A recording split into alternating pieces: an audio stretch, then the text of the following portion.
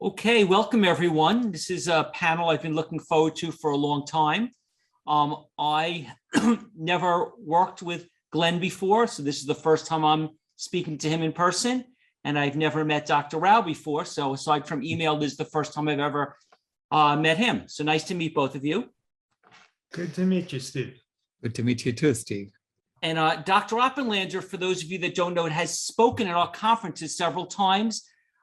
He took off a bunch of years over the past few years to take care of his son who passed away at 37 from brain cancer. So this is the first year he's been back. Dr. Oppenlander, before we get started, do you want to take a moment, tell everyone who your son Ty was and why he was such an important person in the world for all the people that never got a chance to know him? Well, thank you, Stephen. I appreciate that.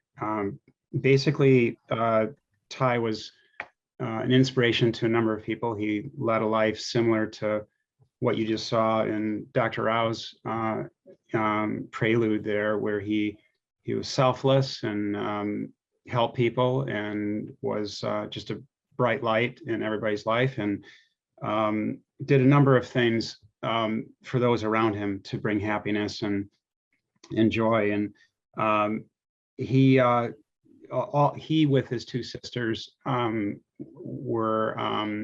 they grew up without eating animal products, and so they were basically role models for those around them at a time when it was, this is like 30 years ago. And and then very briefly, I do want to point out that he had the most, I won't go into a lot of detail, but the most aggressive type of brain tumor in the worst possible area in the Pons area. And that typically affected, and I think this is important for some of your viewers to hear, but it typically affects 7 to 10-year-olds. It's a type of an adult DIPG, a diffuse intrinsic pontine glioma. And I think what kind of resounds for me is that we really tried to attack this in the most unconventional way, because convention didn't work over the last 40 years. That he was given 6 months to live, and so he lived 3 years, but it still was 3.5 years, and it was still real from his diagnosis, and it's still real difficult. But that's another area that I've been working to try to improve, because it's another one of these things that Stephen, you and I can talk about another time, but conventional treatment absolutely, does not work and sets people in the wrong direction, just like it does for a number of other cancers. But one thing that is important is that the top researchers in the world couldn't really answer why he lived. They thought he had this tumor at 7 to 11 years old, and they couldn't really answer why he lived a very healthy life. He was one of the top in his class academically, athletically, spiritually, and but he lived probably another 20, 25 years before it was actually diagnosed. And I am under the firm belief that, this is without, this is anecdotally, but I'm under the firm belief that it was because of his diet. It's sort of suppressed. He's eating basically an anti-angiogenic diet, with anti-cancer and anti-inflammatory and no animal products. So anyway, so I'm back. I've, thanks to Stephen and encouraging me. I know the plant needs some help, and I'm here to help in whatever way I can. Thank you, Dr. Oppenlander. It's good to have you back. Thank you. Okay, so why don't you each give just an opening quick statement of what your name is, what you've been doing the last 20 years, your latest book, just so everyone can hear from you just very briefly before I start questions. You could go in the order of Dr. Rao, Dr. Oppenlander, and then Glen. That would be good. Thank you, Stephen. My name is Sailesh Rao. I'm an engineer by profession, and I used to work on the internet, as you heard in the introduction. Then in 2005, I happened to see Al Gore's presentation on TV, and I was so shocked. I said, if half of what he's saying is true, I'm wasting my time. So I decided to look into it, and I realized it's actually far worse than what he's saying. So I closed my company, and I focused on the environment full time since 2006.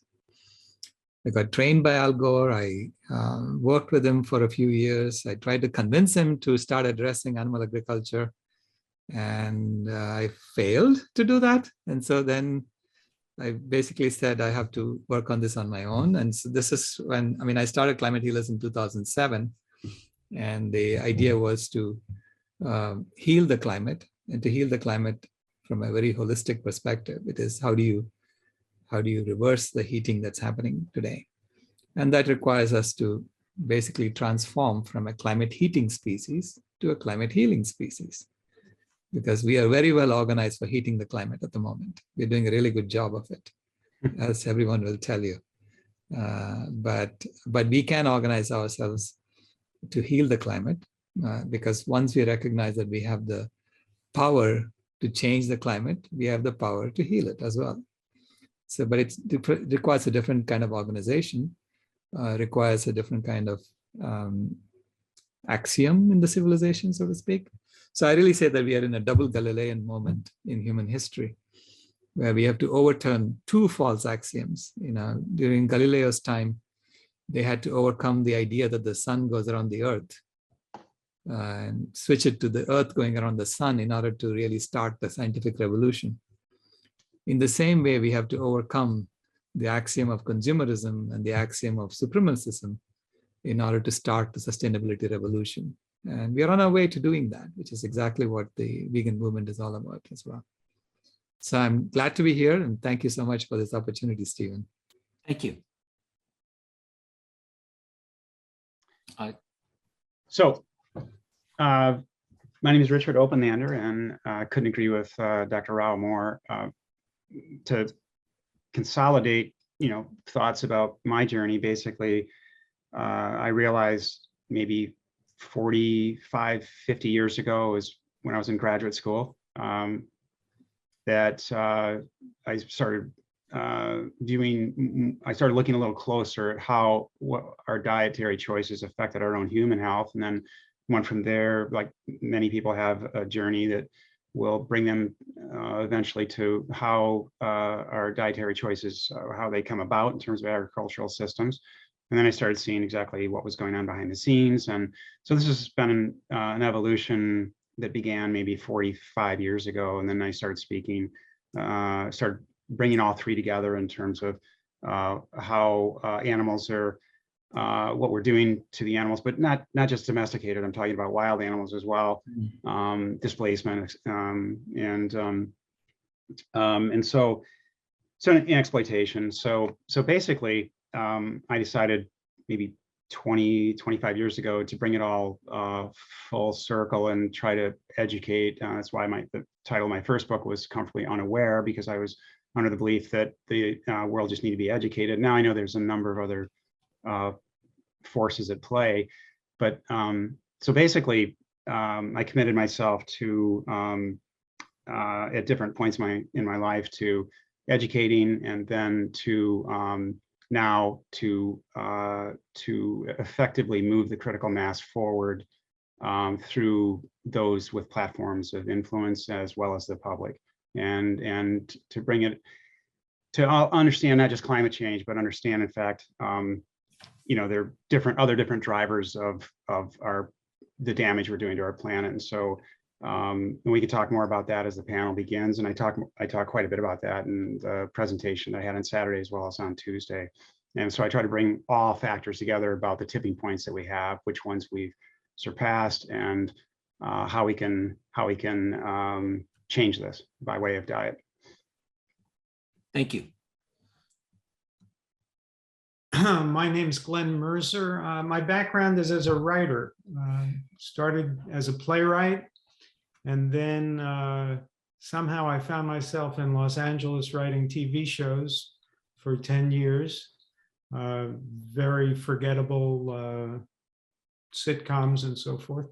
And the year that they stopped hiring me for some reason in LA, 96, I met Howard Lyman, who was a cattle rancher turned vegan animal rights activist.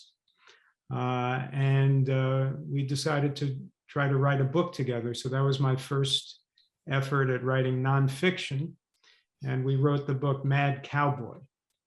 And until I had that opportunity to write Mad Cowboy, I had been what I call a shy vegan, by which I mean I was doing it for my own health. I believed it's the healthiest diet. I wasn't then as informed about how to create a truly healthy diet as I am now. So I used to eat a lot of, vegan processed food. But as I did research for Howard, I began to feel that it's not enough to be a shy vegan, and you have to speak about it and help other people learn to switch to the plant-based diet.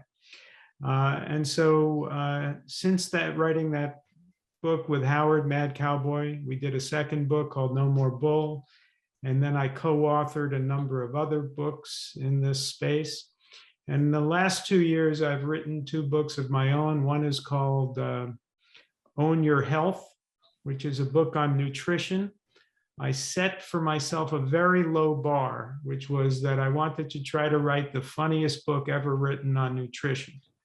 Now, if you think about it, so there are some great books on nutrition, like The China Study by T. Colin Campbell, or Prevent and Reverse Heart Disease by Dr. Caldwell Esselstyn. These are great books, but they're not remotely funny. So I wanted to try to write a book on nutrition that would be funny and easy to read.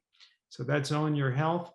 And then I heard about a fellow named Dr. Sailesh Rao, who had written a paper asserting that animal agriculture was responsible for at least 87% of greenhouse gases.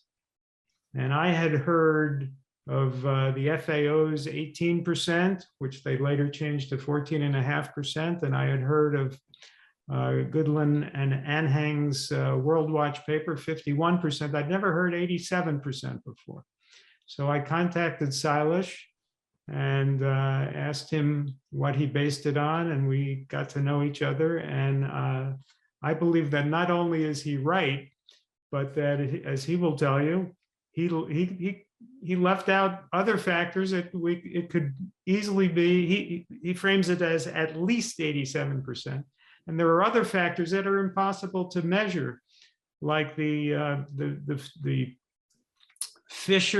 industrial fishing that dredges up soil from the bottom of the ocean, and how much is that hurting? We don't have any measurements on that.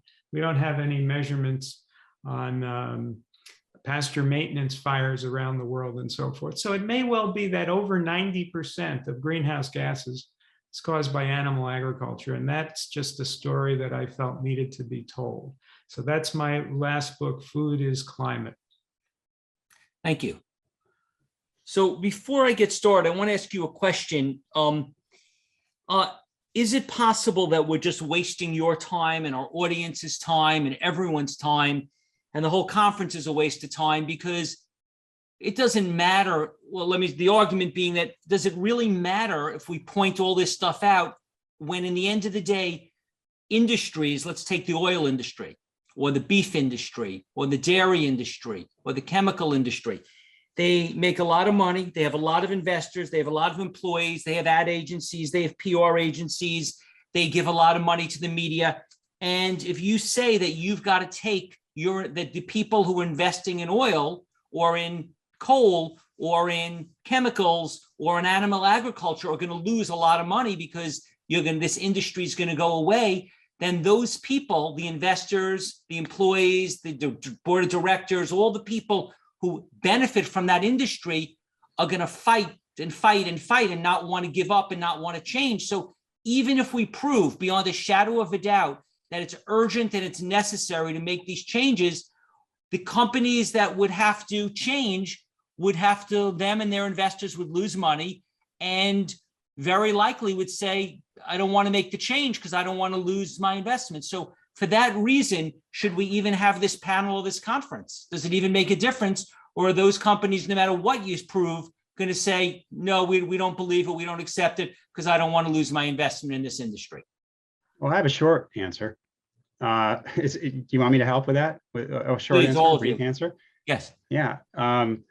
First of all, and there's two parts to this. One is that those that understand this and that have a platform of awareness that we do, I think it's our duty. It's our responsibility. We're the last of the generations or combination of generations that actually can make a difference for future generations, a proper difference, and turn things around. So the short answer is it's our duty to do this. We have to do it. We have to bring as much awareness as possible, and we have to have solutions. That brings me to the second point, which is there are very viable solutions to this that Sailesh and Glen can talk about specifically with climate change if they'd like, but it also traverses through all aspects of the web of what I call global depletion. There are ways, and I'm going to be talking about this more tomorrow night. I'll have very specific jobs that can be created, and there are a number of organizations now that know this. They're writing about it. World Economic Forum just came out I think it was last year, they're very respected, with a projected a much larger, like $10 trillion by the year 2030, just placed in nature-based solutions. But they had three categories. One was infrastructure, one was energy, but one was food and involving our land use and ocean systems. And that alone, according to them, I believe, and I'll talk more about it tomorrow, that it's higher than this, the numbers are higher than this, but they have made a very convincing argument that we can generate $3.6 trillion just in the next 7 years globally and add 191 million jobs. And that doesn't even include transitioning the $770 billion that we spend globally in subsidies. So there is a way, Stephen, in terms of the audience, to convince policymakers and industry that they will not lose jobs. We can actually add jobs while saving the planet. It just has to be done systematically, and it has to be done not only with public awareness, but it has to be done with what I would call more educating the educated and those with a platform of influence. So I hope that helps a little bit, kind of open the door for Dr. Rao and Glen to fill in the blanks. Well, I'll say this, that Steve, the premise of your question is, is that this is David versus Goliath, that there's such strong, powerful economic forces, that what chances do we have? First of all, the good news is David has a good track record versus Goliath. But second of all, I tend to feel that way when I think about fossil fuels. I think, man, how do we get the oil companies to stop drilling for oil and creating all this carbon in the atmosphere? But the good news is that as tough as it is to deal with the direct emissions that come from the fossil fuel industry, that's counterbalanced by the fact that, in a sense, it's easy to deal with the side of the equation that I think the three of us all focus on, which is animal agriculture. All of us have to do is stop eating meat, and the industry has no power over us. All we have to do is have a grassroots effort and get the world to stop eating meat. Now, obviously, that's highly difficult. The odds are David versus Goliath odds, but it's entirely in our hands.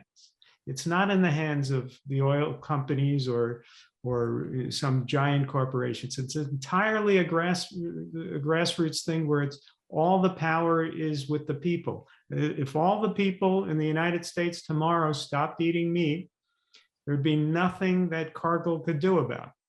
So all the power is in our hands on the animal agriculture side of it. On the fossil fuel side, it's tougher in my opinion. But on the animal agriculture side, all the power is in our hands, and that's 87% or more of the problem. So we really can defeat this just with our diet.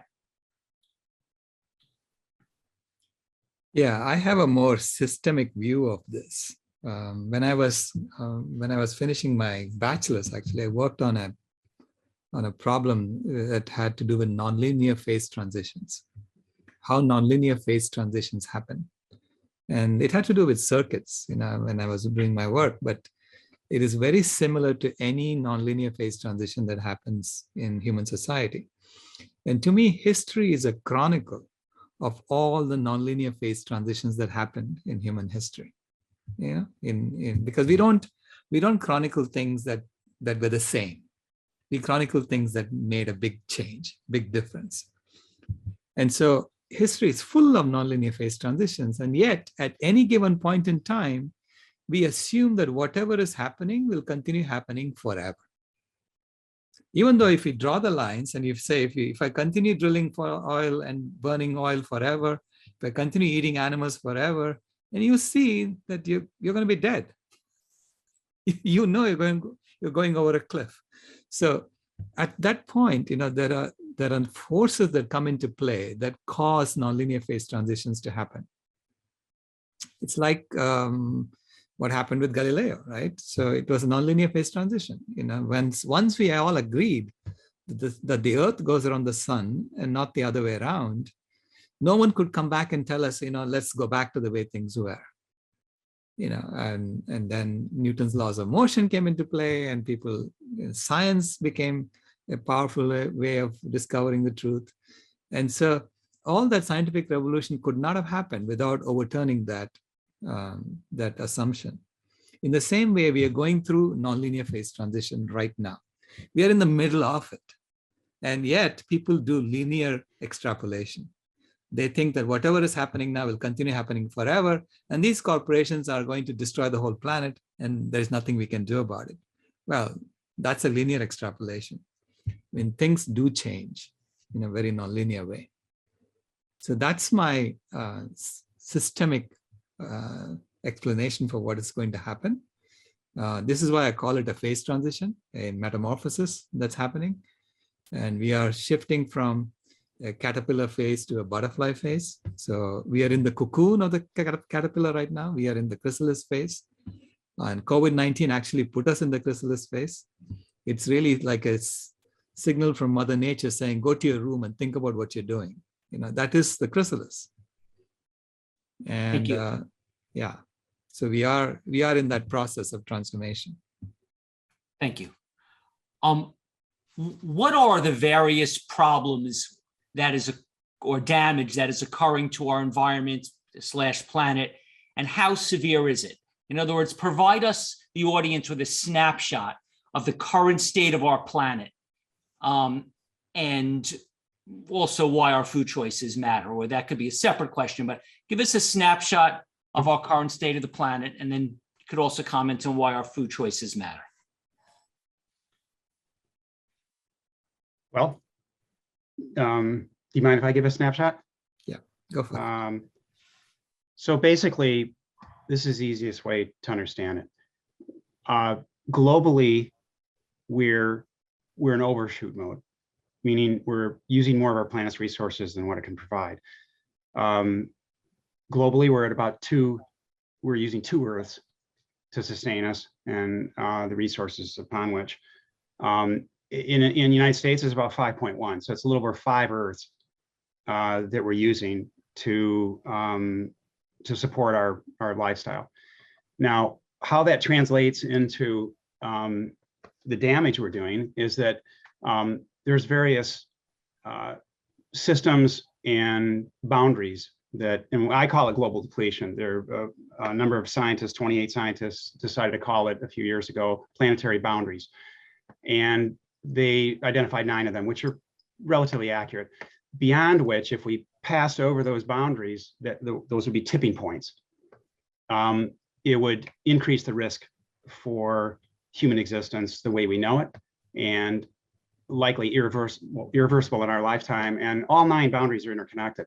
So we're already past, as of today, and this, I'll come back to answer your first question again, Stephen, because there's still a way to reverse some of this, and live in more harmony in a healthier way. But we've already passed 6 of the boundaries where the tipping points are gone.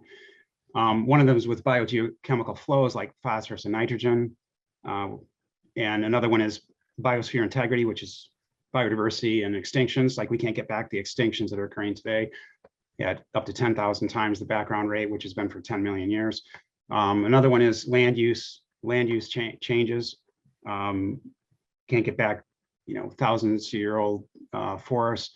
Another one is with novel entities such as nanomaterials, microplastics and chemical pollution. We passed that boundary. And another one's with ocean acidification. Our oceans since 1800s have become 30% more acidic. And so that's 10 times faster than we've seen for the past 56 million years. We're losing soil, which is the fabric which keeps us all together. About a third to a half of all of our soil on Earth has been degraded. Some estimates think that by the year 2050, we'll be at 95% soil degradation. And our oceans are being depleted. I mean, depending on which scientists that are biased because of the fishing industry, typically right now, about 89% of all fish stocks that are recognized that have been fished in the past are either overfished or are being overfished or past their maximum. And so we have all these different systems that actually support us as humans, and it supports every other species on life, and we're all interconnected in this very delicate web, and we disrupted that web, and there is a way to get it back, but I want to make it really clear right at the onset here that it's not all related to climate change. For instance, our oceans, the demise of our oceans has in terms of the biodiversity loss and the ecosystems that have been disrupted have really almost nothing to do with climate change. We'll still have disruption of our oceans regardless of climate change. Climate change is an exacerbator, and we don't want to understate the focus of climate change, but it's an exacerbator. It takes events that already exist today and makes them worse. Okay, and so same with freshwater scarcity. 3.6 billion people right now live in a considered water scarce area where they have at least a month out of every year where they don't have water. And so all these different systems are interconnected, and there is hope because we can turn all this around because they all are interconnected and damaged by the most critical driving force of all this is animal agriculture. It's livestock on land and fishing in our oceans. And so if we stopped all that entirely today, all of this could, even though we've passed some tipping points, we could create still harmony enough where we would save the rest of the species left on Earth that we didn't create extinctions for, and we could create balance for future generations. So there is hope. But that I think summarizes things pretty well in terms of that's a little bit larger than a snapshot, but I think that's a good depiction. Yeah, I mean, I have started something called the Vegan World 2026 project. And that's based on the calculation that at the rate at which we are wiping out wild vertebrates, we cannot do that beyond 2026. They're going to be pretty much all wiped out if we do this. So this is why we need to create a vegan world by 2026. So that's why I started that as a goal that we need to be working towards. It's a short-term goal, so which means that we know how fast we need to get it going. And then to achieve that, we are creating like intermediate goals, like, let's feed everybody healthy food on one day. That's like an intermediate goal. And when we organize to do that, to me, that is like, the Vegan World 2026 is like the Khadi movement that Gandhi started. And World Food Healers Day, which we are going to be announcing on the 24th of April, would be like the salt march that Gandhi did. He marched over to the ocean and made salt to defy the British. In the same way, we can actually feed every human being on the planet a healthy meal. And that'll basically change the mindset of the food system that we have today. Because currently, the food system is deliberately starving 800 million people and feeding unhealthy food to billions of people so that they get sick, so that we can make money off their bodies. That's the way the food system is set up right now. And so we need to start giving everyone access to healthy food and make it like a basic human right. And so can we not do that on one day? If we cannot even do that on one day, let's stop pretending that we know what to do. So this is why I say it's like a challenge, but at the same time, it's an achievable challenge. And when we organize to achieve or meet a challenge like that, we automatically create the infrastructure that we need for the new system that we have to build.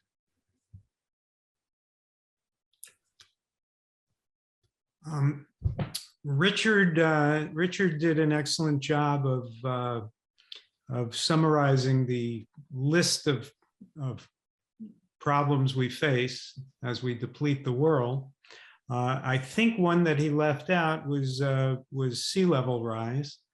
From global warming, we're going to face the glaciers melting and the sea levels rising and threatening coastal cities around the world.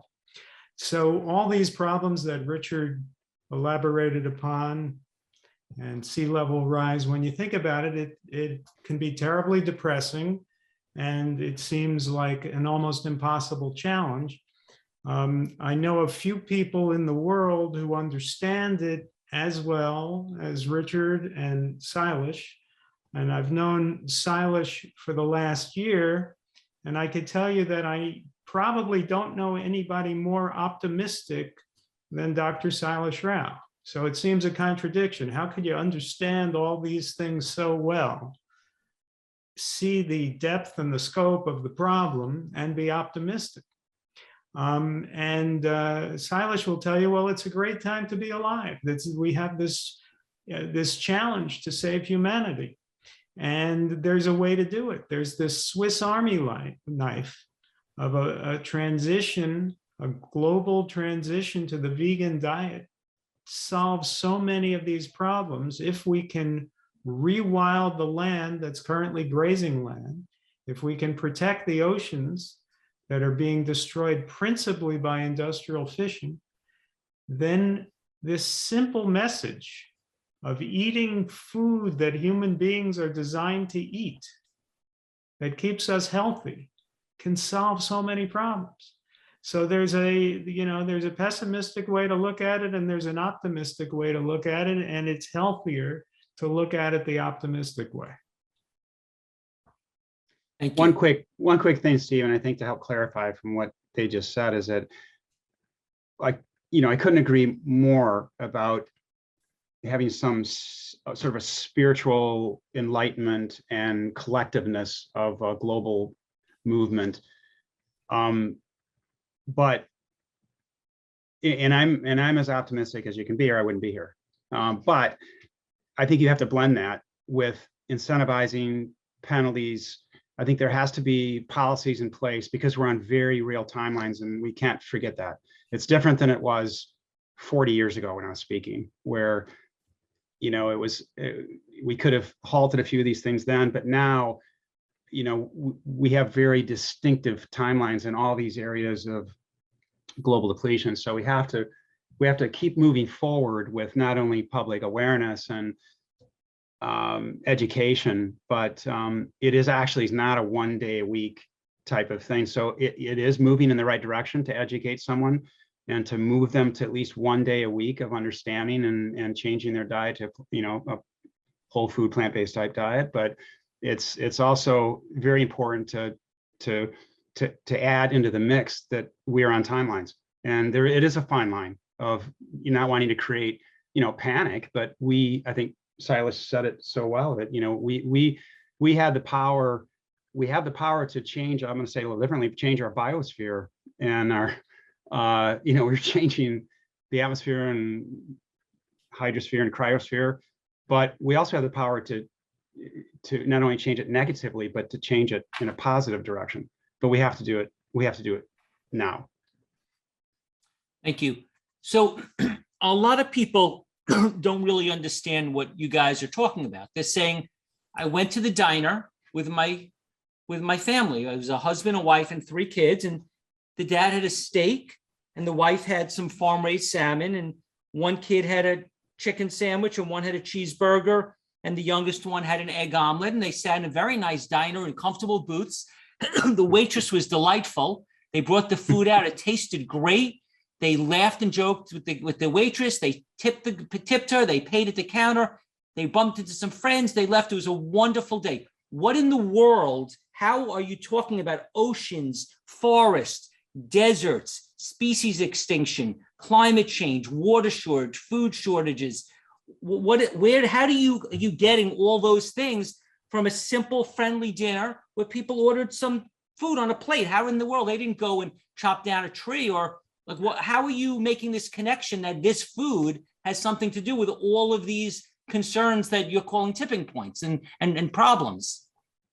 Well, they did chop down a tree. The people just have to recognize that, just like people eat, kids eat bacon and they don't realize it's pig, right? So you can go through life not knowing that a bacon came from a living being, but of course, most children don't know what bacon is. And then at some age, I don't know, 6, 7, 8, they realize it, and usually they keep eating the bacon.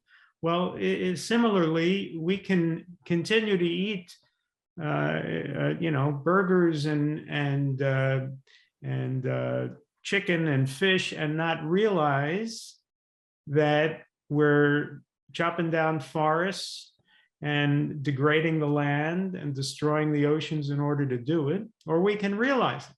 So just like a child has to realize that bacon is a pig, adults have to realize that their delightful meal at the diner is actually highly destructive. And they can have a delightful meal at a vegan diner that'll be healthy. So that's the transition we have to make. Yeah, I think, Stephen, though, real quickly, if I can jump in for a second, Glenn, what Stephen's asking, though, is that the word you're using is realize. So we need to start looking at effective ways to move it instead of empirically saying that we have to realize. Like, I think what Stephen's getting at is that how do you make them realize? So right, there has to be an education. Like we educated our children. They knew what animals are and where food came from, and what they saw in grocery stores when they were 3 years old. So there has to be a way that we introduce this educationally, and find a way to do this into educational systems. Parents have to do it. Have them go see Cowspiracy. They have the parents go see Cowspiracy. Not think they're going to realize it when they sit in a diner, but we have to make things like that more accessible, and make sure that really, it was 7 years ago, the previous dietary guidelines had the scientific advisory committee gave their guidelines to, and this is for the United States food, the dietary guidelines that affects all of the funding and all the policy making in the United States and Canada, and affects some other countries overseas. The advisory committee actually stated that they wanted to have the effect on the environment and natural resources placed into the dietary guidelines, which is really what you're saying. That's how you make, that's what Steve's asking, and that's what you're stating about the word realizing. So, but it was turned down. It was this, anything scientific was laid to rest because of the Trump administration. Essentially, he silenced the scientific advisory committee, and they weren't allowed to place anything like that in the guidelines. But that's what's needed. We need it back on the table. We need policymakers to put it in front of educators, so that students have that awareness. And then I think it has to be somewhere along the way on the food itself. Everything that they purchase, the diner that they're talking about, that Steve was talking about, I think that they need to come out and they need to say, this came from a depleted source of such and such, and sooner or later we're going to have, I think, instead of just an awareness, I think there has to be a monetary value associated. It's very difficult to do that, obviously, if not impossible, but there are ways. It starts with education, it starts with policymaking, it starts with our dietary guidelines, and it starts with those things that govern that family that Stephen's talking about in terms of how do you make them realize it. And then, like I said, get a documentary like Cowspiracy right in the parents' hands somehow. And then they'll have a better understanding. Then that'll make them realize what's occurring and maybe stop doing it until policies are enacted that are incentivize and or penalize for the use of natural resources, climate change or otherwise. Yeah, also, I mean, Richard makes a really great point about education and how we need to bring out the truth about what we are doing so that it's easy for people to connect their actions with the consequences of those actions.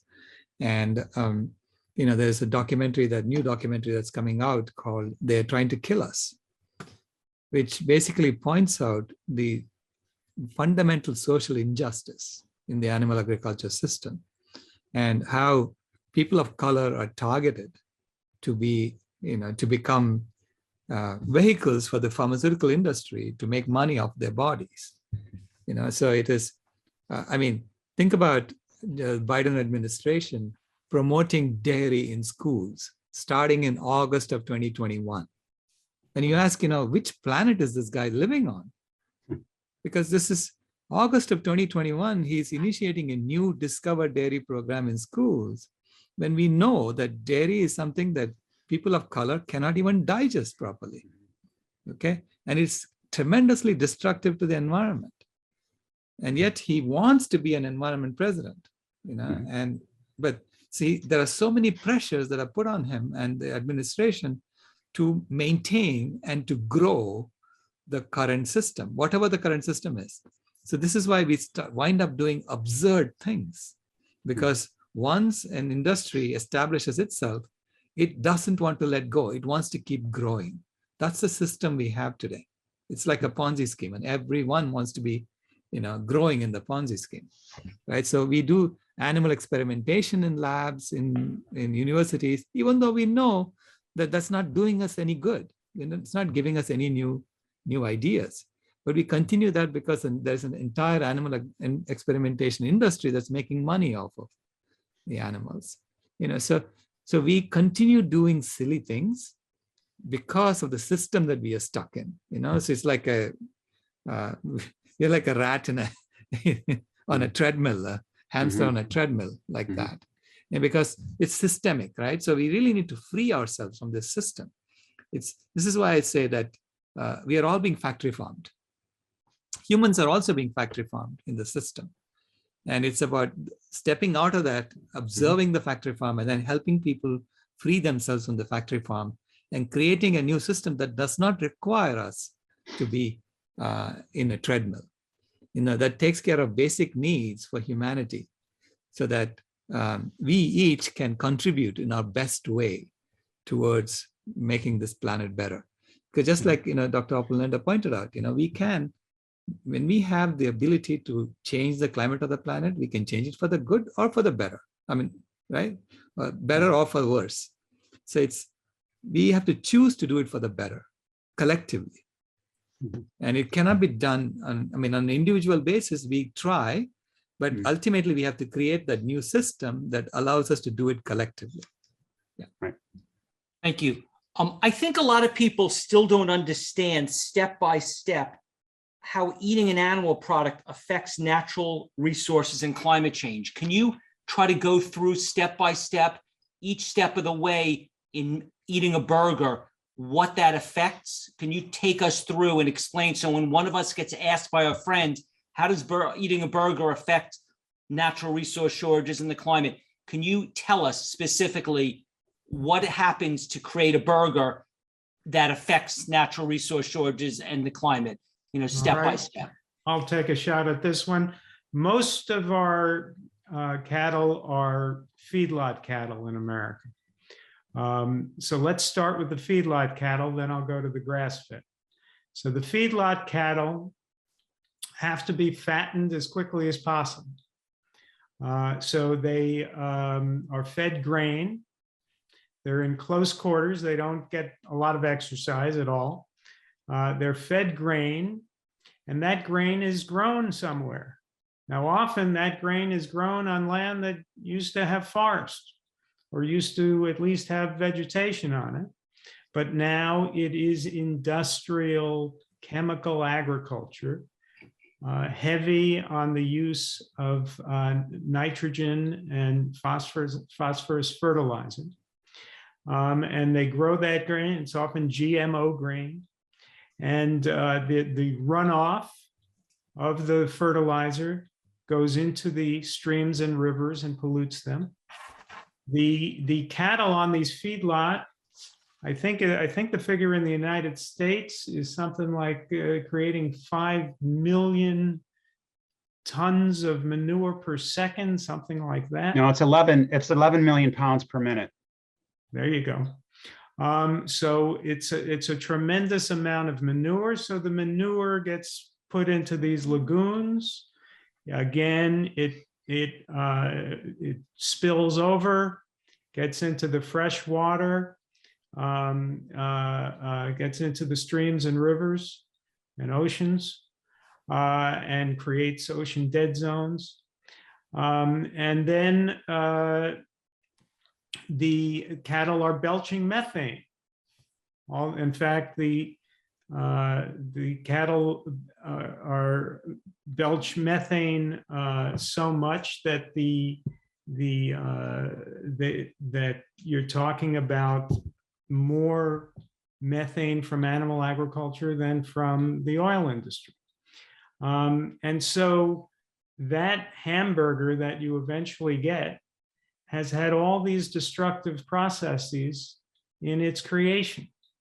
And of course, there are other energy inputs as well when the cattle have to be transported for slaughter and so forth. But these are the main ones: the growing of the grain, the manure, the nitrous oxide and methane that comes from the manure, and then the methane that comes directly from the cow, from enteric fermentation.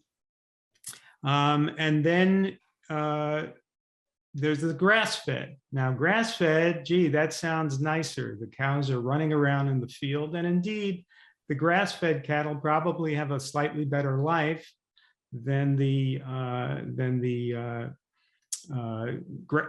feedlot cattle, but they're eventually sent off to have their heads chopped off at the same slaughterhouse. And the grass-fed, well, where does the grass come from? 50% of the land in the United States is used for animal agriculture. It's a tremendous amount of land. So the grass-fed cattle are taking up far more space. They're degrading the land. They're preventing us from having forests and vegetation on that land. So we're forfeiting the carbon sequestration that we would have if we had the forests and the vegetation on the land. At the same time, they're degrading the soil and often burning it into desert. So the grass-fed cattle are, I would claim, far worse for the climate even than the feedlots, and the feedlots are a nightmare. So that's where your burger comes from. And when you eat that burger, you got a bun, you got pickles, lettuce, mustard, tomato. You don't even taste the burger. So you just have to replace that damn burger with a portobello mushroom or a plant burger or a soy burger. And, you know, it's insanity to cause that much destruction for a patty that'll give you a heart attack.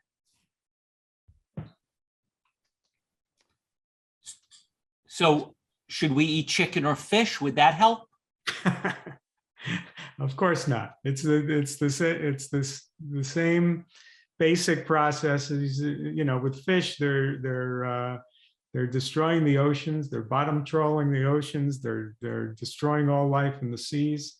They're destroying the phytoplankton. They're killing the whales. They're killing the dolphins.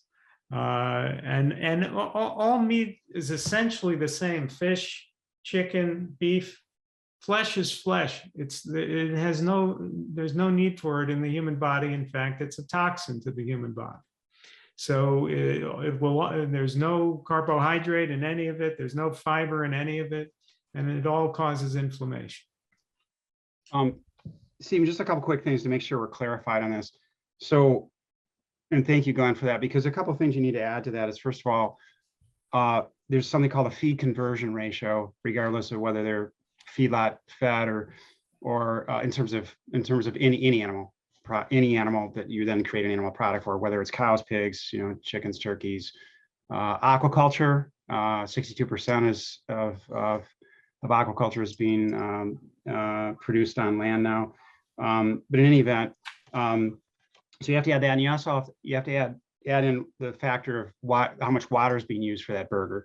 It's not just about the carbon footprint; it's displacement of biodiversity by using that land instead of using the land more productively, more efficiently. Maybe 1/10 to 1/100th of that land could be used for to produce crops that are plant just for plants for us to eat directly, but also water usage. If you take into consideration blue, green, gray water, all types of water, typically grass-fed, and it's not a thought process or a hypothesis. It's a fact that grass-fed, whether you want to call it holistic management by savory technique, or today it's called the new wave is regenerative agriculture, but basically it's the same thing, and they use 70. The feed conversion ratio is 70-1, meaning it takes 70 pounds or kilograms or whatever you want to measure of feed input to produce 1 pound of what they call food, which is what Glenn said so well. It's contributing, it's a detriment to your health to eat whatever they want to call it, but afterwards, whereas the feed conversion ratio is still a 5-1 for pigs, it's 8-1 for feedlot cows, but it's 70-1 for grass-fed livestock. And for plants, it's reversed out. And the audience really needs to hear this, because you can take 1 pound of, say, just pick like broccoli seeds, and it can produce up to 16,000 pounds of broccoli. So it's reversed out. Instead of 70 pounds going in to produce 1 pound of grass-fed product afterwards, you put 1 pound of something like broccoli and you get 16,000 pounds out. It's an amazing difference in terms of efficiencies, use of our resources, in addition to the carbon footprint that they're establishing. So I hope that helps a little bit. Yeah, from a land use perspective, you can look at the total amount of food that we eat as human beings and separate that out into food that came from plants alone, which is actually 85% of the food we eat already. Food that came from land animals, that's 12% of the food we eat. And then food that came from the ocean, which is 3% of the food we eat. This is in terms of the total dry weight of the food that we eat. And for the 85% of the land, of the plant foods that we eat, 85% of the food that we eat happens to be plant-based, we are using land that can fit inside Australia. Okay. To get the 12% of the food that we eat that comes from land animals, we are using land that can cover most of Asia, all of Europe, and some of Africa. I mean, it is huge, the amount of land we are using just to get 12% of our food. Okay. And then for the 3% of the food that we eat that comes from fish, we are literally dredging up and destroying the entire ocean all over the place. We actually have to have high technology equipment to figure out where the fish are. And we send our fish over there, ships over there to catch the remaining fish. So that's how bad things are, just to get 3% of our food. And if we just replace the 15% of the food that we eat that comes from animals with plant foods, we can return all that land and all that ocean back to nature for nature to heal. So that's where the destruction comes. Yeah, Stephen, one quick thing about the oceans, both Glenn and Dr. Rao mentioned that, but I want to make sure the audience knows it's not one type of fishing method. They both mentioned, bottom trawling. It's not one type at all. Bottom trawling comprises probably 20 to 25% of all commercial fishing in the oceans. There's still pelagic, trawling. There's still Percene. There's still, what they're talking about is destruction for biodiversity, which is true, and also destruction, which we still don't know. Glenn mentioned that we still don't know exactly the amount of carbon that's remineralized and possibly that's reintroduced into our atmosphere. We still don't know, that's a unknown yet, but it's the damage it does to ecosystems from the bottom of the ocean is very well chronicled. But it's every type of fishing. It doesn't matter. In fact, there are numerous studies showing that even fishing by indigenous people have wiped out coral reef systems. And by the way, coral reef systems are the most fragile ecosystem that we have in terms of the effect of climate change on it, with over 50% gone today. And even if we keep temperatures at 1.5 degrees centigrade, it's predicted by the year 2050, we'll lose 70 to 90%, still more, 90% of all coral reef systems. But at the same time, it's found out that those that are in marine protected areas, we're going to talk more about this tomorrow night in my lecture, but those that are fully protected, in fully implemented, no take, no fishing zones, it's been shown numerous times that coral reef systems are 6 times more resilient to climate change just by not allowing fishing to take place. So fishing is very destructive on a lot of different levels. It's not just bottom trawling on the bottom, and it's not just commercial fishing. Any type of fishing right now today is destructive. And so anyway, I hope that's real clear. So what are the tipping points or timelines associated with each of our life support systems on Earth? In other words, how much time do we realistically have? How much time do we realistically have before the world is not livable or the way we live now? Do we have 100 years? Do we have 50 years? Do we have much less? How much time do we have if we keep going the way we're going? Yeah, I'd like Dr. Rao to answer it more, and Glen about climate change. I mean, I know quite a bit about climate change, but I'd like them to answer that. I can tell you very quickly about the other tipping points, the 9 boundaries, but we'll focus on maybe the 6 that we've already, we have passed tipping points. We've passed, we will not see it reversed in our lifetime for some of these tipping points. The difference is, Stephen, instead of life becoming continually worsened, we can turn it around so that even though we've lost numerous species, we'll never see them again. It's right now averaging between 1,000 to 10,000 per year. That's that's probably, it's about 10,000 times the background rate, which used to be about 2 to 4 a year. So it could be up to 40,000 species a year. It's difficult to tell because we don't know how many species are even in the Amazon, rainforest. So in any event, tipping points have already been reached with biodiversity loss, land use, the ones that I mentioned earlier on. But we can turn it around. The statement was made, by a number of organizations, and those discussing it, that we're going to lose all fish in our oceans by the year 2048.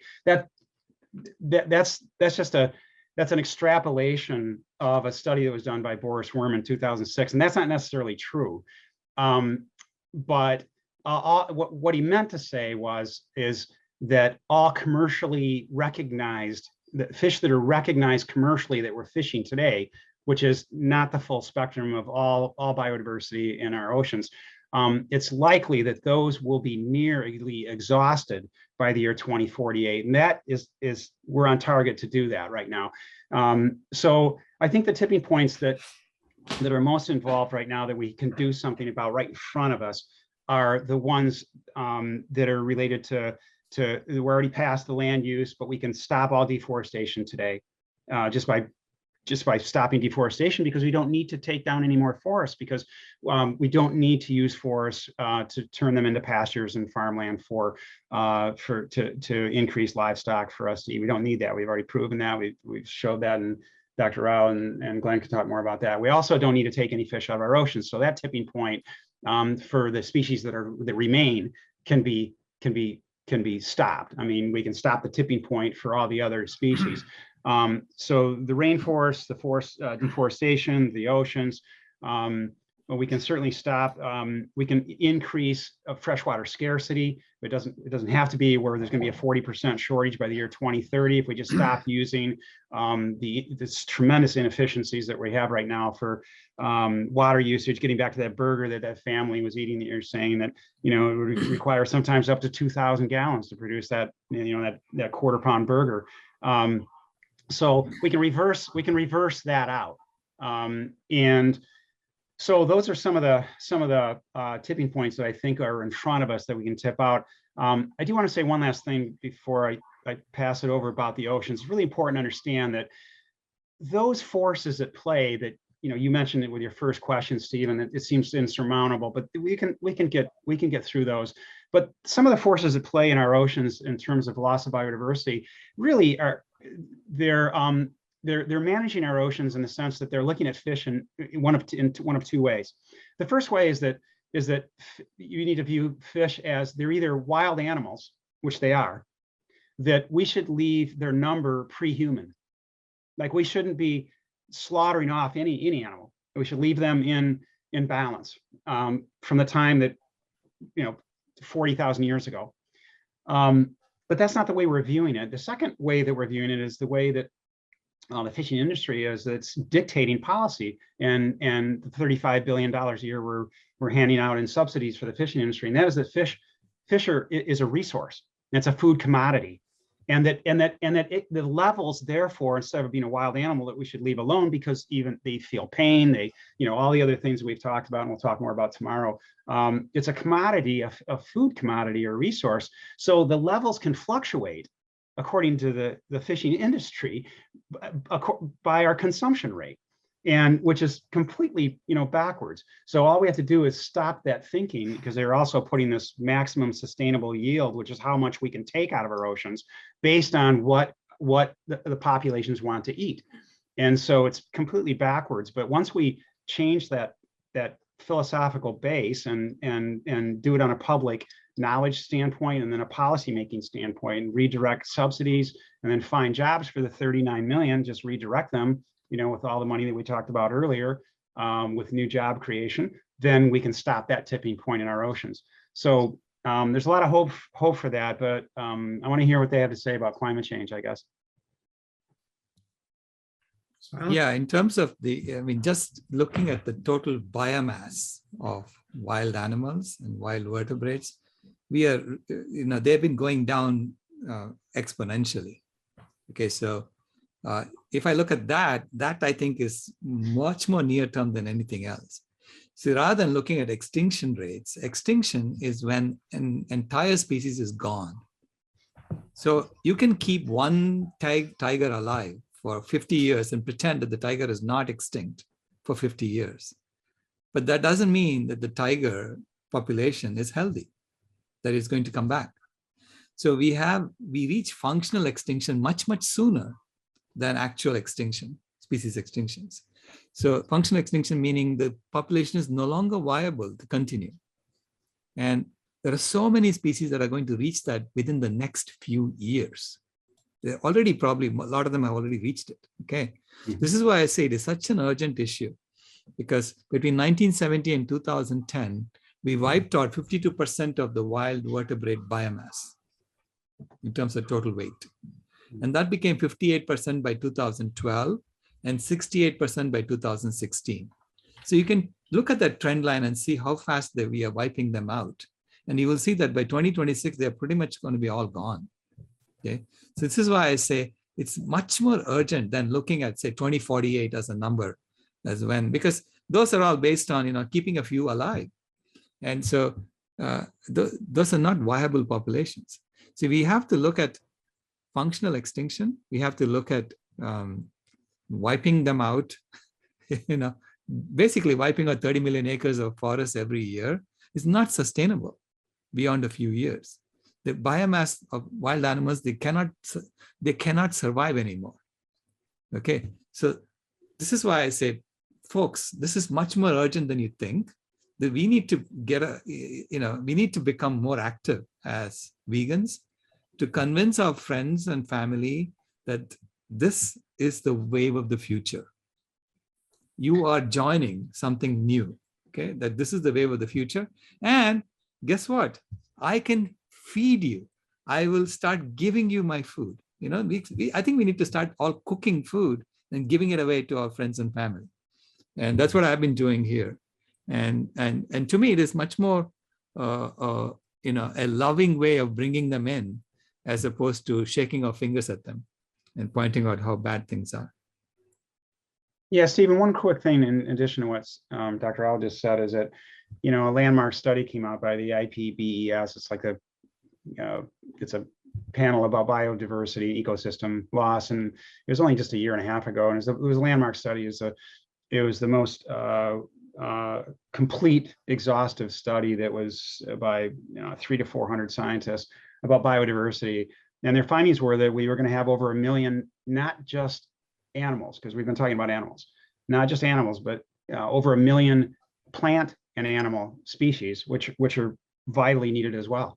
Obviously, it's this interconnected set of ecosystems and this web that we have on Earth that we need to take care of just in the next 2 decades.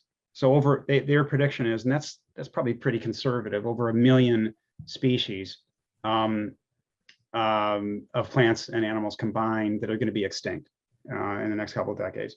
So I agree that we need to, those are some of the timelines still that we're looking at, but I agree we need to bring everybody in at a tolerable level, but I think it's necessary to let different people know on different levels, especially educationally, as we said earlier, about this. I mean, there are ways to do this without necessarily pointing your finger, as Dr. Rao said, or creating nightmares at night. There's optimism in this, because we've created the damage, and we can create the solutions. When it comes to timelines, I'll make an analogy to the book, The Population Bomb by Paul Ehrlich, which was published in 1968.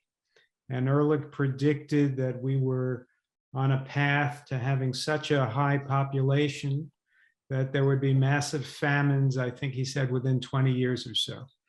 That didn't happen, in part because of the Green Revolution, which was a way of growing more food using heavily chemically intensive agriculture, which caused other problems. We did avoid the famine that Ehrlich predicted, but we wound up with ocean dead zones and with degraded land and so forth. Well, now the population is almost 8 billion. And I think that since Ehrlich wrote the book, the population of the world has probably almost tripled. So does anyone really believe that in another 50 years, we'll be able to sustain 24 billion people, right? So he may have been wrong in his the timeline that he gave in that book, but he was essentially right in his underlying principle that we have to pay some attention to population. So I would make the point that I don't think anybody can predict the timeline too well of exactly when, we're all going to die. When we've gone so far that the climate's going to be unlivable, the planet's going to be unlivable, and it will be the end, at least, of human life on Earth and many other species with us. So I think the more important thing is to have an attitude of humility. It's arrogant to take the attitude that we can figure this out, we could know how long we have, we can come up with a technological solution. So we can figure out that we've got 65 years and we'll come up with a technological solution in 35 years or something. We can't take that attitude. All of life is at stake.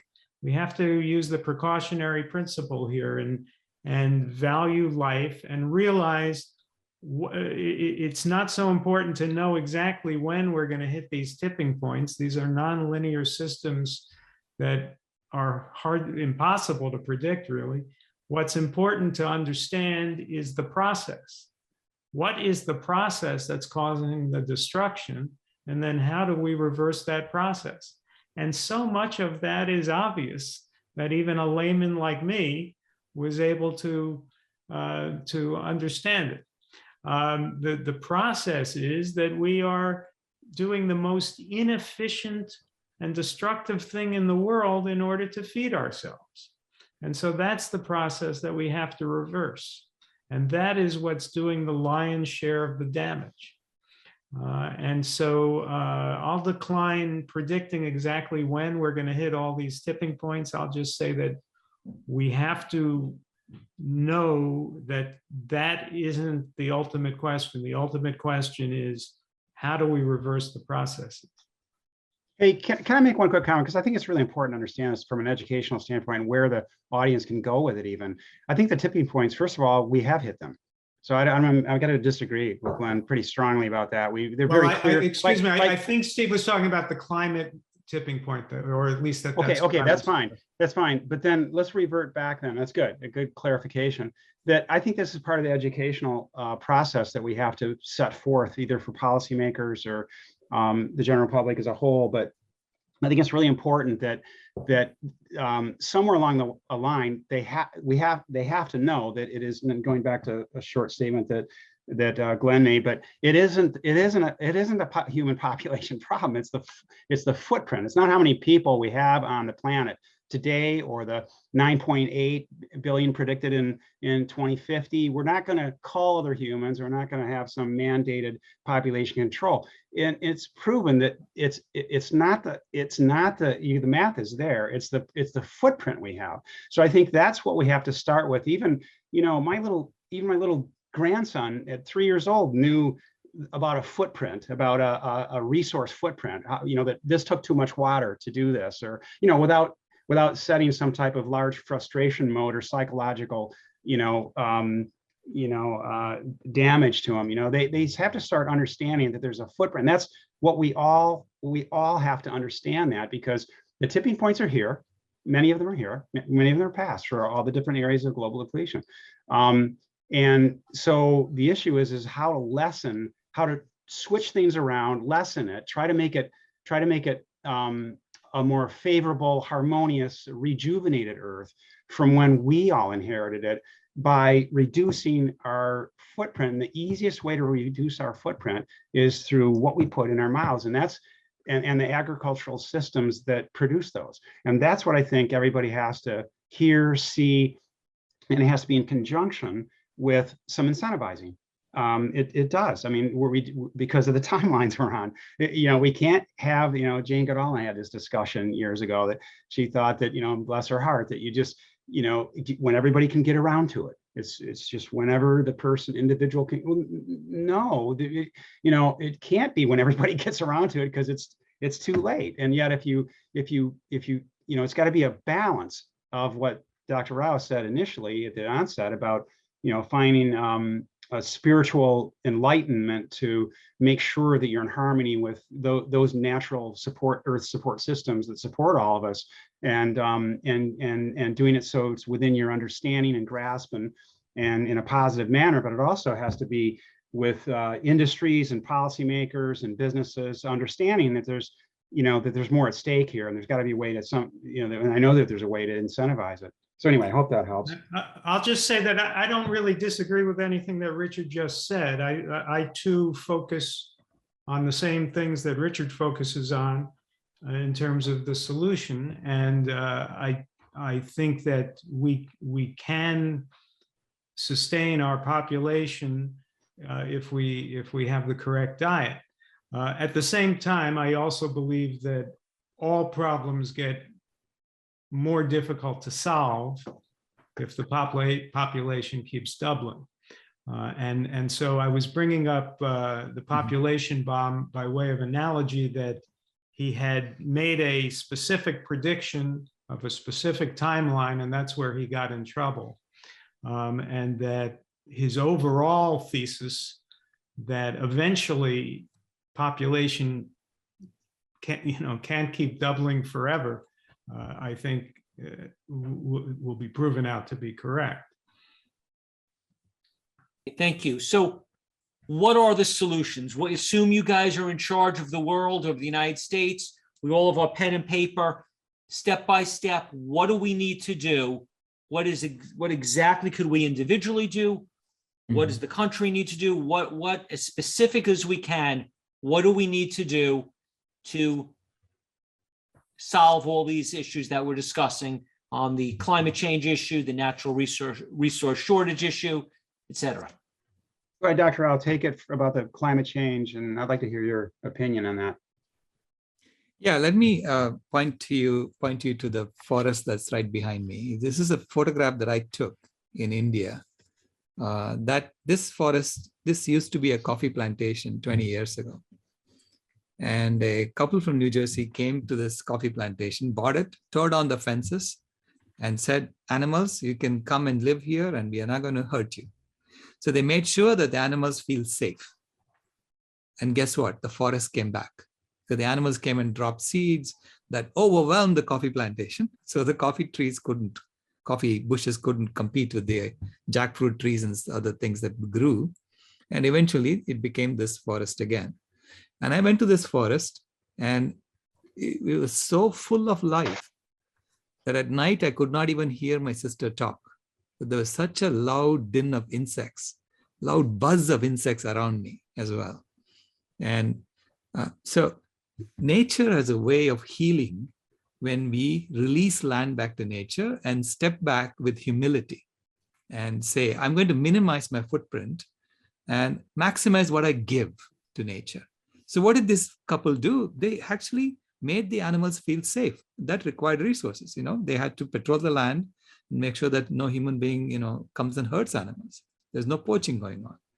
And so we can live in a way in which we give more than we take. And that is something that is being systematically shown can be done, and can be done in a way that everyone is actually much, much happier than they are in the current model. In the current model, we are all on a treadmill, some people are basically doing the same thing over and over, and they're trying to commit suicide because they're sick and tired of making iPhones for Apple. Okay, because it's the same damn thing you have to keep doing over and over and over. And so then why is Apple, deliberately making sure that you have to go and change the entire phone when the only thing that died was the battery? Why are we designing things in a way that make us go and buy more and more stuff, planned obsolescence and all this stuff? The entire mindset needs to change around, and the way we organize ourselves needs to change. And that's what these other communities are showing that we can do. So I'm going to say, look at the example of Sadhana Forest in India, okay, which again is an experiment done by a couple from Israel who came to India, and they used the local knowledge to create, and brought their technology as well, because they knew how to grow things with minimal amount of water. So they used that to bring back the forest and create a system in which every loop is closed. Every loop is closed. Even human waste is not thrown out into a sewer system that goes and dumps it into the ocean. No, it is turned into fertilizer that's being used on that forest. So humans are living in a way they're on the internet as well. Okay, it's not like they have abandoned everything and gone back to the old ways of living. No, they're using the internet, they're connected to the whole world, but simultaneously they're taking care of each other, they're taking care of the animals, they're taking care of the planet. And so they're demonstrating how you can live in a way that you give more than you take. If every human being lives in a way that we give more than we take from the planet will thrive. Okay? So, and so then, you can even say, hey, up to a certain point, more humans is actually better, right? So you do need a lot of humans to come and clean up the mess that we have made, because we made a huge mess on this planet. Okay, we've got plastic everywhere. We've got huge piles of trash in these landfills. We've got nuclear waste. We've got problems to solve. We've got a lot of cleanup work to do. This is why there are 8 billion of us right now, because we have a lot of work to do. And then as we take care of each other, we automatically see a reduction in population happening. We see that in countries like France and Europe, where people feel secure. When people feel secure, they automatically have less kids. And so since France is stuck in the old model, they're now giving incentives to French women to have more children. Okay, because they're stuck in the old model where everything has to be about growth. So it's a rethinking of our entire system. It's a rethinking of our system so that we automatically contribute more than we take from the planet. And that will, and that to me is the transformation from the caterpillar to the butterfly. The caterpillar is all about taking, and funneling wealth to a few people at the top. The butterfly is about sipping nectar from the flowers, right? And in the process, pollinating the flowers and helping life regenerate. So it's a systemic transformation that's happening. And to me, it is like the Galilean moment, right? It's a double Galilean moment in human history.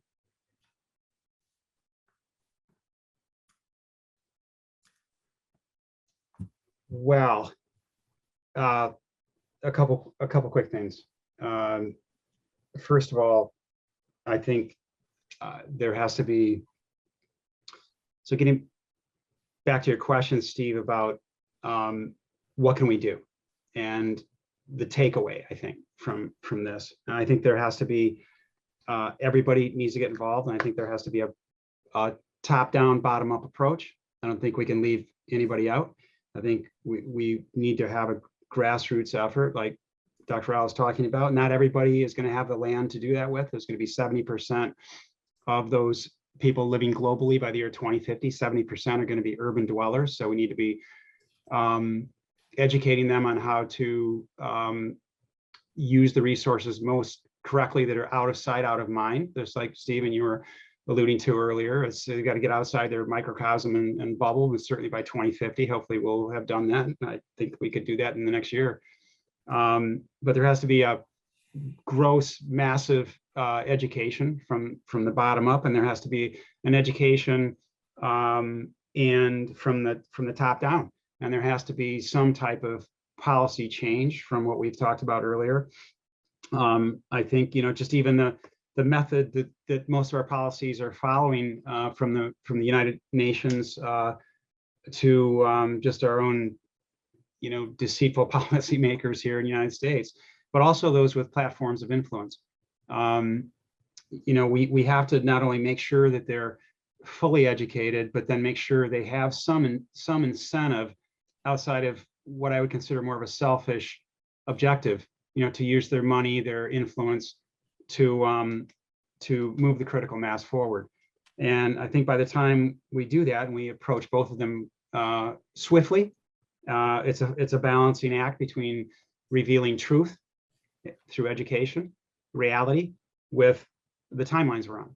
And we've stressed that earlier. Population, by the way, if you look at the curve, it's already leveling out. I mean, it's 9.8 by 2050 and 11 billion predicted by, you know, 2100. So again, it's not the number of people, it's the footprint. One last thing I'd like to say about that, you know, I think is very important, is because it's my goal, at least, not just to educate the public. It's my goal to get everybody on the same page that do have a platform. So I want to say one quick thing about the subtitle of GlenMerzer's book about the response to. I'm gonna probably take words out of his mouth, but and ideas, but basically what he's essentially saying there is that there are certain people in the public eye and with policymakers that have a platform of influence through their economic wealth, or their following, their influence with their, you know, the people who follow them. And all three of those that he mentioned, Al Gore, Bill Gates, and Paul Hawken, yeah, all three of them know very clearly what they're doing.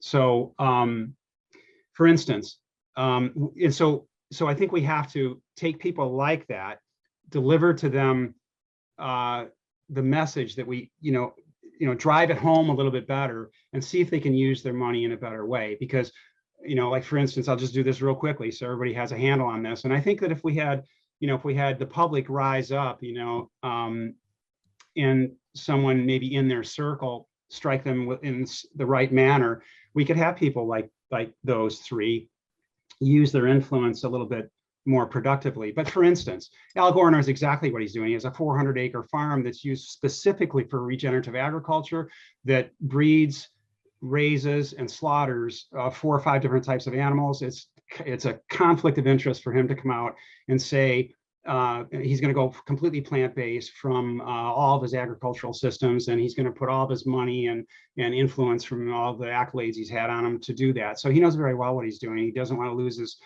platform of influence, and he doesn't want to take away his entire farm operation, which he calls carbon farming, which we all know is he's doing the opposite. And same with Paul Hawken. Paul Hawken knows exactly what he's doing. He has one of the most influential climate programs that there is today with Project Drawdown. He has some of the most influential platforms, secondary platforms. He has more money coming into it, very sophisticated program, but it's all about climate change. It's not about all these other tipping points that we've talked about. And he has at the center point, silver pastoral holistic management, regenerative agriculture as the future of food production. He only has one of his 82 on a table of 82 solutions. He only has one that states plant-based, and even then, it's not going completely plant-based. It's called plant-forward or plant-rich, which is the same as eating less meat, which I've discussed that pretty well in a few of my presentations. Is just not going to work. And so anyway, they know exactly what. And Bill Gates is the same way. Bill Gates actually has invested in the last 6 months. And if anybody can help with economics, it'd be Bill Gates. But in the last 6 months, he's invested heavily in cultured meat or laboratory meat. And he's stated on the record numerous times that he's heavily invested with Bill and Melinda Gates' foundation to production of livestock in sub-Saharan Africa, like in Ethiopia, for instance, that has 65 million cattle already, the largest in Africa, in a completely resource exhausted country. And yet Bill and Melinda Gates are heavily invested for developing new breeds and funding small farmers there. And so he himself is, I believe these three are very typical of others with influence, that they're relatively intelligent, meaning, if they knew everything we know, I guess, maybe I'd hate to think they're continuing what they're doing.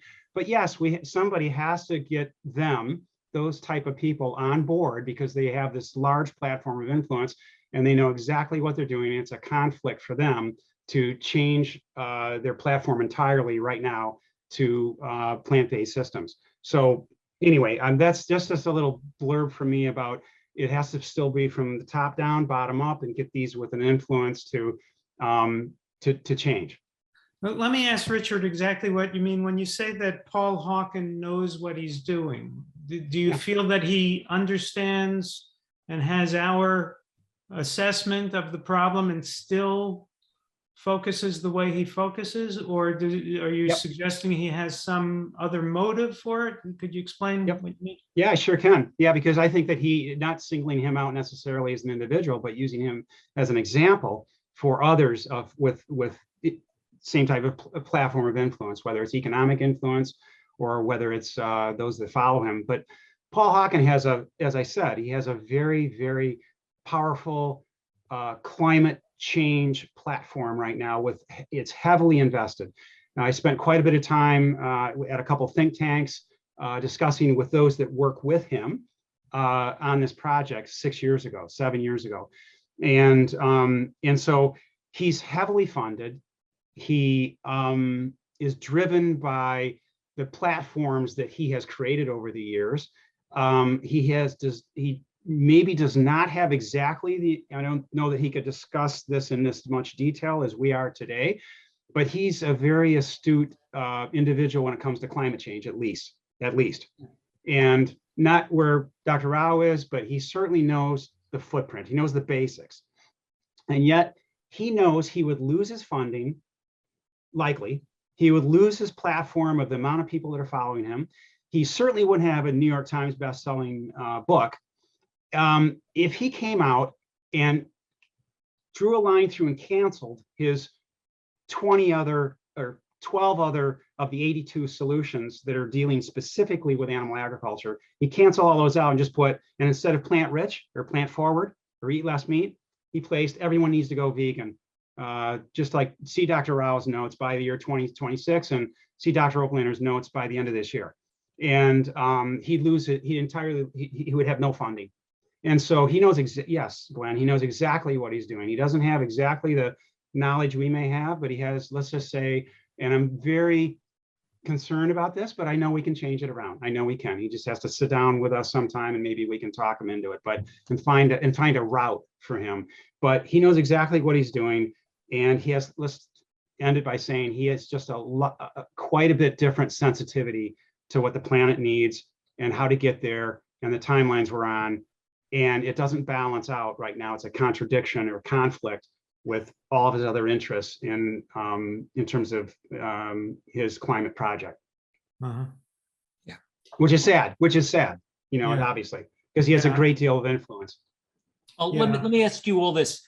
It would seem that lab-grown cultured meat, fish, eggs, chicken is a dream come true. I mean, in other words, if they don't have to kill an animal and you don't have to cut down trees, and you don't have to use land, why are we not jumping for joy and singing and cheering for the cultured meat industry? Even if it's not healthy and people choose to eat it and it gives them health issues, at least from these very concerning environmental issues and animal cruelty issues, how come we're not cheering like crazy for cultured meat and animal products? Sailesh, you want to talk about the? Let me start with one thing though. It's not humane. First of all, all of them today, Stephen, use every single one of them today. There's 70 organizations right now, 70 production facilities in the world that are producing cultured meat, and all of them use fetal bovine serum as a medium. All of them. I don't know one that doesn't. I've talked with two of the leading CEOs for the business. In fact, Josh Tetrick of is involved now, just raised $1 billion for it. But they all use, that's, you know, for those listening, it's dead calf blood, basically. And so, and secondly, it would just quickly, and let's Dr. Rao take over, but secondly, it's one of their bioreactors is costing about $450 million, and it produces less than 1/50th of 1% of the meat that is consumed just in the United States per year. So, and it's expected to take another 30 years to ramp up. So no, and it's also, the end product has about 10 times the footprint, the carbon footprint that just chicken does. So let me just start Dr. Rao with that, you know, platform, I guess. Well, thank you. You pretty much covered a lot of it already. You know, and what I also point out is that if you cannot even tell the difference between a plant-based meat and the so-called real meat, why are we bothering with other stuff, right? Just subsidize the plant-based meat and make it cheaper. So Beyond Meat is, you know, people cannot even tell the difference between Beyond Meat and the burger that they're eating or the chicken that they're eating. So then why bother with all these other extraneous ways of creating things that are full of animal fat that is going to make you sick when people cannot tell the difference in the taste? What is it about this that they really want? Okay, so that's where I just stumble. I don't understand why you even need it, number one. And number two, as Dr. Oppenlander pointed out, you know, the resource requirement, the fossil fuel resources requirements of that industry is huge. I mean, I have done a lot of clean room facilities, chip design, you know. I mean, we designed the chip so that it has to be done in a clean room. But now you have to do this for your food. Chips are really, really small, right? We try to make them as small as possible. And so on a single wafer, we can have multiple chips. So you can service so many phones.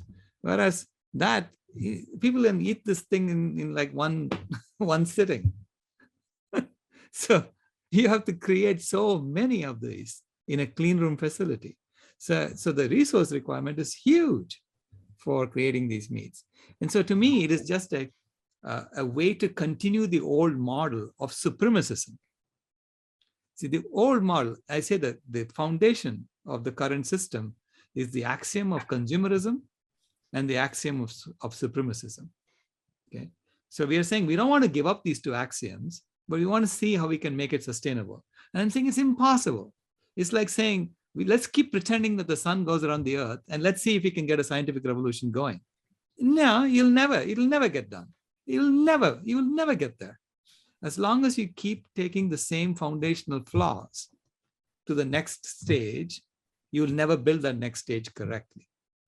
So you have to abandon supremacism. You have to abandon consumerism. Both of those have to go down the tubes, because that is not, I mean, we think this consumerism is normal because we see 3,000 ads a day and we don't even blink an eye. Okay. That means that they're telling us that happiness comes from consuming more and more and more. And so they are building an infinite consumption model for every human being. So every human being is trying to become like Jeff Bezos, so that we can all, each one of us, take off and go to Mars if we want to. This is not going to happen, folks. Okay, so there is a systemic problem here. The systemic problem is that the foundation of the system is incorrect. You cannot build sustainability on a false foundation. So the axiom of consumerism has to go. And that means we have to recognize that the pursuit of happiness is best accomplished by looking for it within ourselves. So that's the true axiom of inner peace. And instead of the axiom of supremacism, which is, I define that axiom as life is a competitive game in which those who have gained an advantage may possess, enslave, and exploit animals, nature, and the disadvantaged for their pursuit of happiness. That's the axiom that industrial civilization is built on. I happen to be born in Europe, and therefore I have the right to go and exploit people in the global south. So every year we are taking $2 to $3 trillion worth of resources from the global south and funneling it to the global north. And we think that this can continue forever. It's not going to continue forever. Okay? That kind of flow is not going to continue forever. It's only one way. And so we need to understand that the axiom of supremacism has to go. If we try to build sustainability on that foundation, we will never succeed. So the correct axiom is that what I call the axiom of unity, that all life is one family in which we each bring our unique skills to give all we can, receive all we need, and become all we are. And we as a species better start figuring out how to give more than we take. Only then will we be welcomed back into the family of life. Otherwise, we're going to get pushed out. Okay. Let me say that Sailesh is a deeper thinker than I am, so I'm going to give you an answer, Steve, to the question on the level of nutrition. What will lab meat be? It'll be just as unhealthy as what we now call real meat, right? Saturated fat, cholesterol.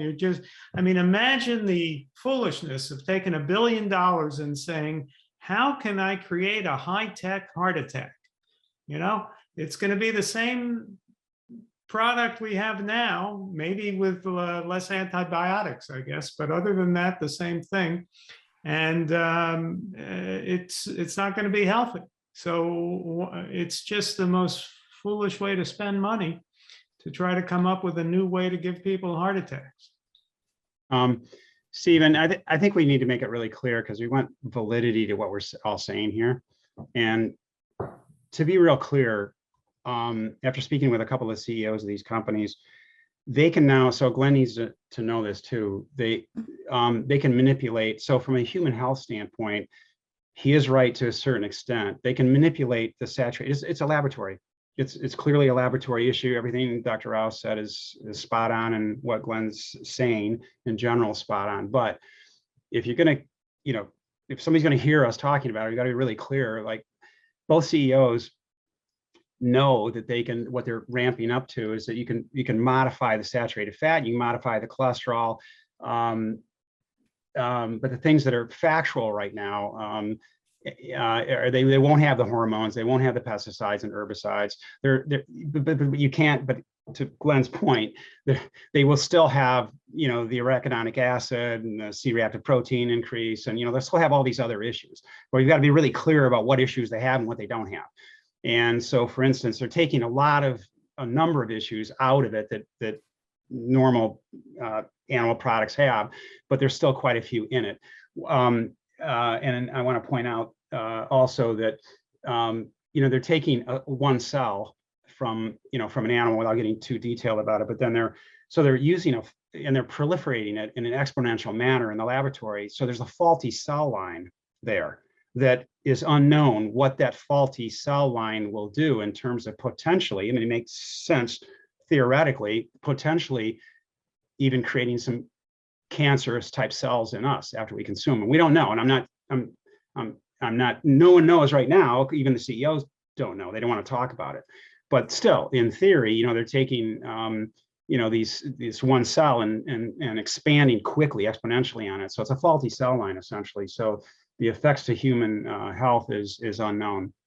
But again, from an environment standpoint and from a humane standpoint, they also are not much better for very specific reasons about using fetal bovine serum and also that they're at minimally 5 to 10 times, about 5 to 10 times the carbon footprint of just chicken right now. And one thing about Dr. Rao's point, I don't get that either. We can talk more on a personal level about this, but I don't get that either. Why people just, humans just can't, eat, wonderfully grown plant-based foods instead of going to trying to, create these high-tech things. So anyway, we can talk about more about that later, but it's very frustrating for me. But I hope that answers the question a little bit more, Stephen. But it's going to be a booming market, that and what I call better meat. I'm going to talk about both those tomorrow night in quite a bit of detail. So if me, someone, sorry, go ahead. go ahead. Now, I was going to say, to me, it's a last-ditch attempt by the animal agriculture industry to cling to the old system. Mm-hmm. Okay, this is their last-ditch attempt. They're saying, hey, because then they can say, here is something coming technologically, that will solve the problem for you. So don't worry about eating your meat now. Continue eating, because there's something good that's going to come down the line. And then when that comes, they're going to say, well, that is fake meat. You have to eat the real stuff. And so they can continue their system, right? It's all about continuing their system. They also have other solutions. They have Cargill is putting masks on cows Sure. to try to absorb the methane. They're trying feed inputs. What's that, Richard? Yeah, feed inputs. They're changing feed inputs to reduce methane. Seaweed Same thing. I mean, they keep, it all starts from the assumption that people must eat meat. So that they must make money selling meat. So what can they come up with next to keep this, foolishness going? But the whole thing, it's not human food to begin with. Yeah. So from a solution standpoint, Stephen, I think what the three of us can agree on from a solution standpoint too. I mean, we can,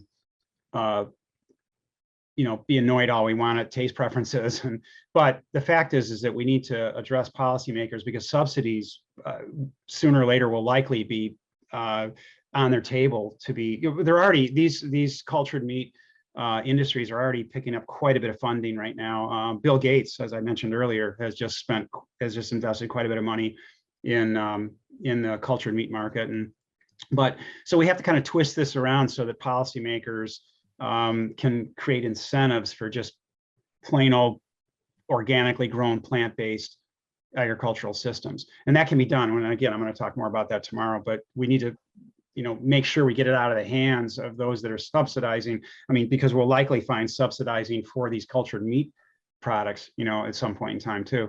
So we've got to switch that around real quick. So assume someone watches this or reads your books and they're a politician and they said, okay, I'm 100% on board. I agree with you completely. Tell me exactly what policies you want me to introduce to Congress. So if they're saying they'll do whatever you say, what is the specific thing that you would like to see your senators, your congressmen, your president and vice president do? What specific policies should we all be campaigning for? Yeah, I got him. Let me take that by saying that, first of all, I think we need a bottom-up revolution here, and I don't think we can or should rely on politicians to solve this for us. But secondly, to the extent that politicians can do anything, I think the most important thing they could probably do now that would be even remotely feasible, but even this is a long shot, would be to end farm subsidies the way they currently exist for animal agriculture. Now, when I say it might not be feasible, I'm just talking politically. That's one thing where the Republicans and Democrats all seem to agree, is they give subsidies to animal agriculture. So it's a tough vote to cast, apparently. It shouldn't be, to end these subsidies to animal agriculture. But I don't think that there's too much that we could expect Congress to do, even though there's a lot I would love for them to do. So we could talk about wonderful policies, and I'll be in agreement on all the wonderful policies, but practically it's very, very unlikely to happen. Mayor Adams of New York is in a better position. As the elected mayor, he can and should and is trying, I think, to enact some policies to get healthy foods into hospitals and schools and so forth. So I think there's a better chance on the local level. But the analogy I often make is to gay marriage. When Barack Obama ran for president, he did not support gay marriage. Not even during his reelection campaign in 2012 was he endorsing gay marriage. But the population was changing. The consciousness in the population was changing so quickly, so dramatically, that by the time his 2 terms were over, we had gay marriage as the law of the land. So that's what we need, I think, is a bottom-up revolution. And if we wait for Congress to do it, we're going to be waiting forever. Yeah, well said. I think to add to that, though, I think I think you can't wait for the bottom-up approach either. So I think they both have to happen exactly the same time, Stephen. And what I would propose is that, and politicians can help because they can open the doors. They already have money set aside right now, $17 billion, for instance, just for the methane reduction plan. They're just being spent in the wrong place. It's all for the gas and oil company. They could spend $17 billion. They don't even have a metric for counting methane emissions for agriculture yet. And only 18% globally of all the farms or all the agricultural systems used globally are even tracking their methane. So my point is that they already have money set aside. They're just setting aside for the wrong purpose. So we can address politicians at the very same time. Politicians can also open the doors for education. They can open the doors as well for this dietary, the United States dietary guidelines, which we were very close to having it established in 2015. So politicians have to be addressed exactly the same time as the bottom-up approach in terms of education. They both can be done simultaneously and help each other. If you're doing a bottom-up approach, they'll certainly can put pressure with petitions, et cetera, on politicians. Vote for only those that are doing the right things from plant-based agricultural systems. Specifically, there are organizations now, as I mentioned earlier, the World Economic Forum has already put forth, and there are a number of businesses and organizations listening to them about how to address the United Nations 17 Sustainable Development Goals, which are the basis for policymaking in most countries. And so there's already organizations that have spread this out, projecting very clearly that we can create jobs, we can create revenue.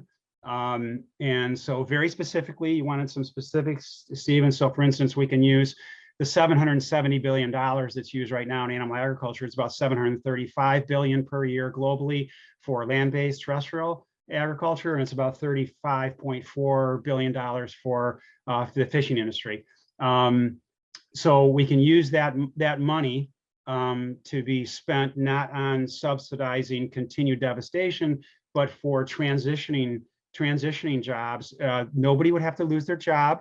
Say, for instance, the 39 million people that are direct fisher people in the world, not the other ones in auxiliary, ancillary type of jobs that bring it up to about 250 million. But I'm talking about the 39 million that would complain and say, Dr. Rao and Glen and Stephen and Dr. Oppenlander, what do you do with the 39 million fishermen that are fisher people that are going to lose their jobs? Well, here's what you do. You use the funding, the $35 billion, And you have them plant kelp forests. This is what I'm going to be talking about tomorrow. You reintroduce native species of fish and other sea life. You rewild the coastal ecosystems, which are needed for damage control from our climate change issues. You reforest mangroves, which I talked about on Saturday. There's 32 million hectares of mangroves that have been devastated. You restore seagrass meadows and salt marshes, which would then increase climate change, or excuse me, sequestration. You rebuild coral reef systems, and you help the endangered bivalves and oysters and things, and you clean up beaches and coastal systems, and you lobby for upstream agricultural systems to change. You know, you lobby and educate policymakers for what's being created upstream that Glen mentioned, and we mentioned earlier about phosphorus and nitrogen runoff. So those are some of the jobs that you could easily transition 39 million fisher persons into those. And it's just a matter of putting these in front of those policy makers and government officials that are where the money's going. They wouldn't have to lose their jobs. And in the process, we would then do all these things that we're talking about empirically. We'd bring back, you know, sequestration. We'd draw down, you know, the excessive carbon dioxide that's there now, and you'd build back biodiversity. All the things we've been talking about, and you do the exact same thing on land. Those are what I would call blue carbon jobs on land. You do reforestation projects, planting of trees, reforestation. But basically you transition existing farmers, and you create job opportunities for, you know, we're outgrowing the farmers are outdating themselves, you know, in terms of their age. You know, the average farmer is like 55 years old or 60 years old now, and so we make it attractive for young farmers to be doing nature-based, you know, specific plant-based type jobs, and there's money set aside right now for that. We could create funding as well by doing this penalizing that they're essentially doing now for methane. It's going to be taking place where $900 per ton of methane emitted is going to be enacted, or will be in place by the end of next year, and it's going to rise to $1,500 a ton. But this is only for the gas and oil industry, and it should be maybe double that for agriculture, because they're ruining a number of other, you know, they're damaging the biodiversity and everything else we're talking about. But these are very, very specific objectives, very specific jobs that can be easily created and funded, and income streams generated from. So I hope that helps, Stephen, a little bit. Okay, thank you. Let me, if anyone has a question, just go to the reactions tab at the bottom, click raise hand, and I can call on you. So please raise your hand if you have a question. Joel, would you like to ask a question, or where are you from? Yes, I would. Thank you very much, Stephen. First, what a remarkable panel. I could watch you guys 24 hours a day. Well, I'm willing to stay awake as long as I possibly can. Here's the problem that I see. I appreciate that all of you seem to have some degree of optimism here. I was just peeking at the EPA's website. It says that 10% of emissions, greenhouse gas emissions, comes from agriculture. It even lists soil and rice in addition to cows. So if you're a person in the lay public, you're saying, well, you eat rice, you eat cows, whatever. I mean, it's all causing a little tiny bit of pollution, but it's not really a big deal. And then the other thing, I had the opportunity to watch the press conference from the IPCC's new report that came out, I guess, in the last week or so. 2 weeks ago, yeah. I was pleading to hear the 87% number that's been pushed around here. And I've been pleading to hear something substantial, regardless of percentage, about changing our diets globally and the impact of that. And there were, at one point, I guess they call it the demand side. And they talked about that it might also be nice in our lifestyles to change our diets. Well, you know, what happens if you look at top down, you go to government policymakers and they point at the EPA. If I go to my local public, I'm an activist and speak at sustainability meetings. I take I go through with a fine-tooth comb what you guys have said, and I present it. And how successful have any of us been? And what are we at? 3% vegans in the US I'm talking about. I mean, we're not doing very well. So top down, bottom up, we need to do something differently than we're doing it now. What is it? Yeah, let me address that. I mean, because you specifically referred to the 87% figure. You know that in nutrition science, there are deceptions. We are deceiving people about protein, about calcium in milk, and about omega-3 fat. I mean, Dr. McDougall in his website has the four deadly dietary deceptions. Okay. In the same way, there are four deadly climate deceptions as well. Okay.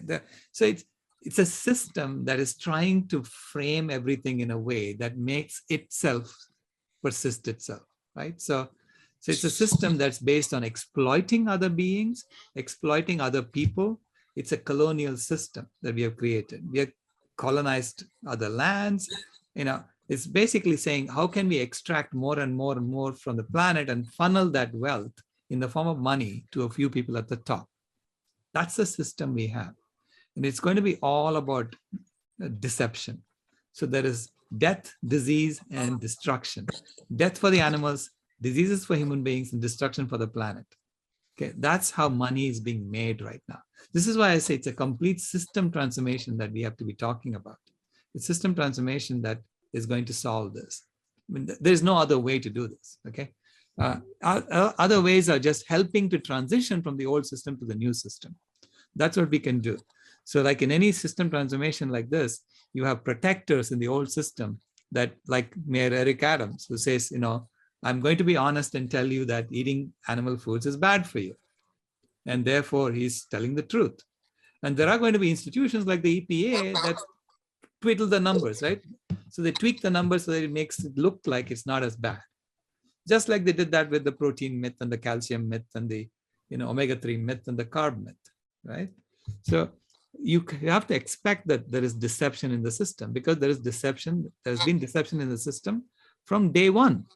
We pretended to give India independence while continuing the colonial system. We pretended to give African nations independence while continuing the colonial system. Even today, even this year, there is $2 to $3 trillion worth of resources being siphoned from the global south into the global north. And that's why the global north is richer than the global south, because we are stealing from the global south. So anyway, we need to understand that this is the system that we are in, and we can't continue this. Okay. So yeah, people are going to be pointing to false data, false numbers, but we who are telling the truth should stick with it. Yeah. Can I interject one thing? And I'm sorry, I didn't catch your name. Who asked the question? Joel. Yeah. So Joel, in addition to what Dr. Rao said, I think it's very important for whoever's taking up the discussion, whether it's with a policymaker, with a board member, educational system, or a business, or a funding institution.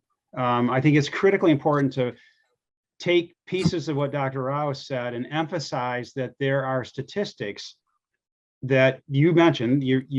They're pointing to the EPA, or they're actually pointing to the IPCC, or they're pointing to FAO, but that's laden with bias. And you need to start with that premise, okay? And they should understand this. They should say, well, an orthopedic surgeon, unless they're very eclectic and universal in their approach, they're going to approach your damaged rotator cuff likely with a surgical approach first, versus, not all of them, but versus a physical therapist, who will likely want to just work through therapy and build up the muscles, the deltoids, and et cetera around your joint. So I'm saying you have to look at the bias, and in this case, you have to go in with that approach and say, there's bias, and here are the facts. And take Dr. Rao's 87% and have him look at it.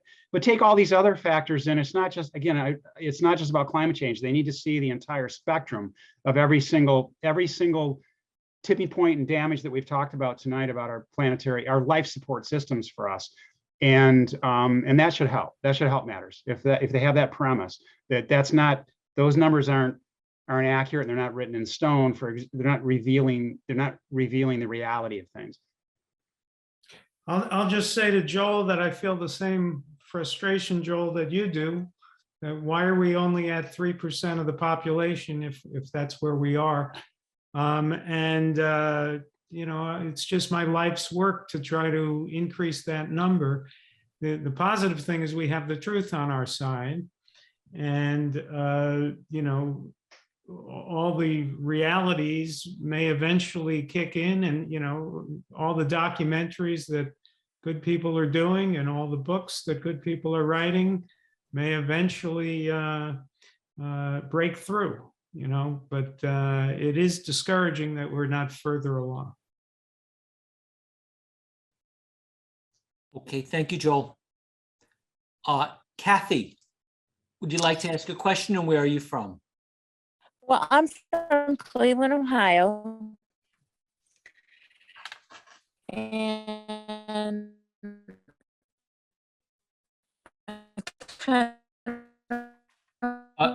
Kathy, we can't hear you. I don't know what's wrong with your microphone. We can't hear you. Okay. Okay. Kaylee, would you like to ask a question, or where are you from? Yes, yes, thank you. Is there a way to place all these the United States, wonderful? but we've been. Can you hear Can me? you hear me now? Okay, I'm Hello? sorry. This Hold is on one Kaylee. second. Hold on. Okay. Say that again, Kaylee, please. Thank you. Is there a way to place all of these documentaries, wonderful documentaries and interviews, all of the shorts that you've been putting on, that Ocean Robbins has been putting on, as mandatory into teachers' colleges? And also, could we sponsor local groups who are into cooking? Maybe Chef AJ, who among others could do that, and sponsor Parent Teachers Association meetings where, as part of the entree, that they have to, there's one film shown each time that the Parent Teachers Association meets, and that's part of the dinner that is sponsored by philanthropy. Mm-hmm. Well, you've answered part of your own question, because you've essentially, first of all, that's great, and it's great to hear from you on behalf of our panel here. And you know, about 10 to 15 years ago, I started launching a much larger program just for education, just for what you're saying, realizing after speaking to a couple significant policymakers fairly high up in the United States that we needed to, again, approach it from both directions, but we needed a really grassroots effort in terms of education. So I went to a number of universities and spoke as many places as I could and tried to get parents involved. And that's actually, it seems like it's tedious, but this is what the three of us have been talking about with Stephen all night, is that you really have to have not only a top-down approach, but a bottom-up approach. And the bottom-up approach is coming from people like you. You know, if we had you in every educational system introducing, I mean, I don't think, you know, it has to be appropriate, and you can't be showing cowspiracy to kindergartners, I don't think, but, you know, you certainly they can learn about their footprint. And they can learn about alternatives like Dr. Rao was talking about, so they can lose this, you know, gain the taste of, you know, what real, you know, plants taste like rather than their dead animal products. But it's up to people like you too, to do this. And you can probably get a hold of any of us, I'm speaking for them too, at any point in time for any type of guidance or suggestions. And especially I know with my organizations, Inspire Awareness Now and Comfortably Unaware of It, to help guide you through that. But I think you're part of the key is to, take this and introduce it to the various educational systems that you're involved with, whether it's K through 12 or whether it's the college and universities, like many of them that I've been going to. So that's a big part of this educational effort. Yeah, absolutely. Thank We you. each have our own gifts that we are bringing to this movement, and don't ever underestimate the gift that you have. Well put. Sylvia, would you like to ask a question, or where are you from?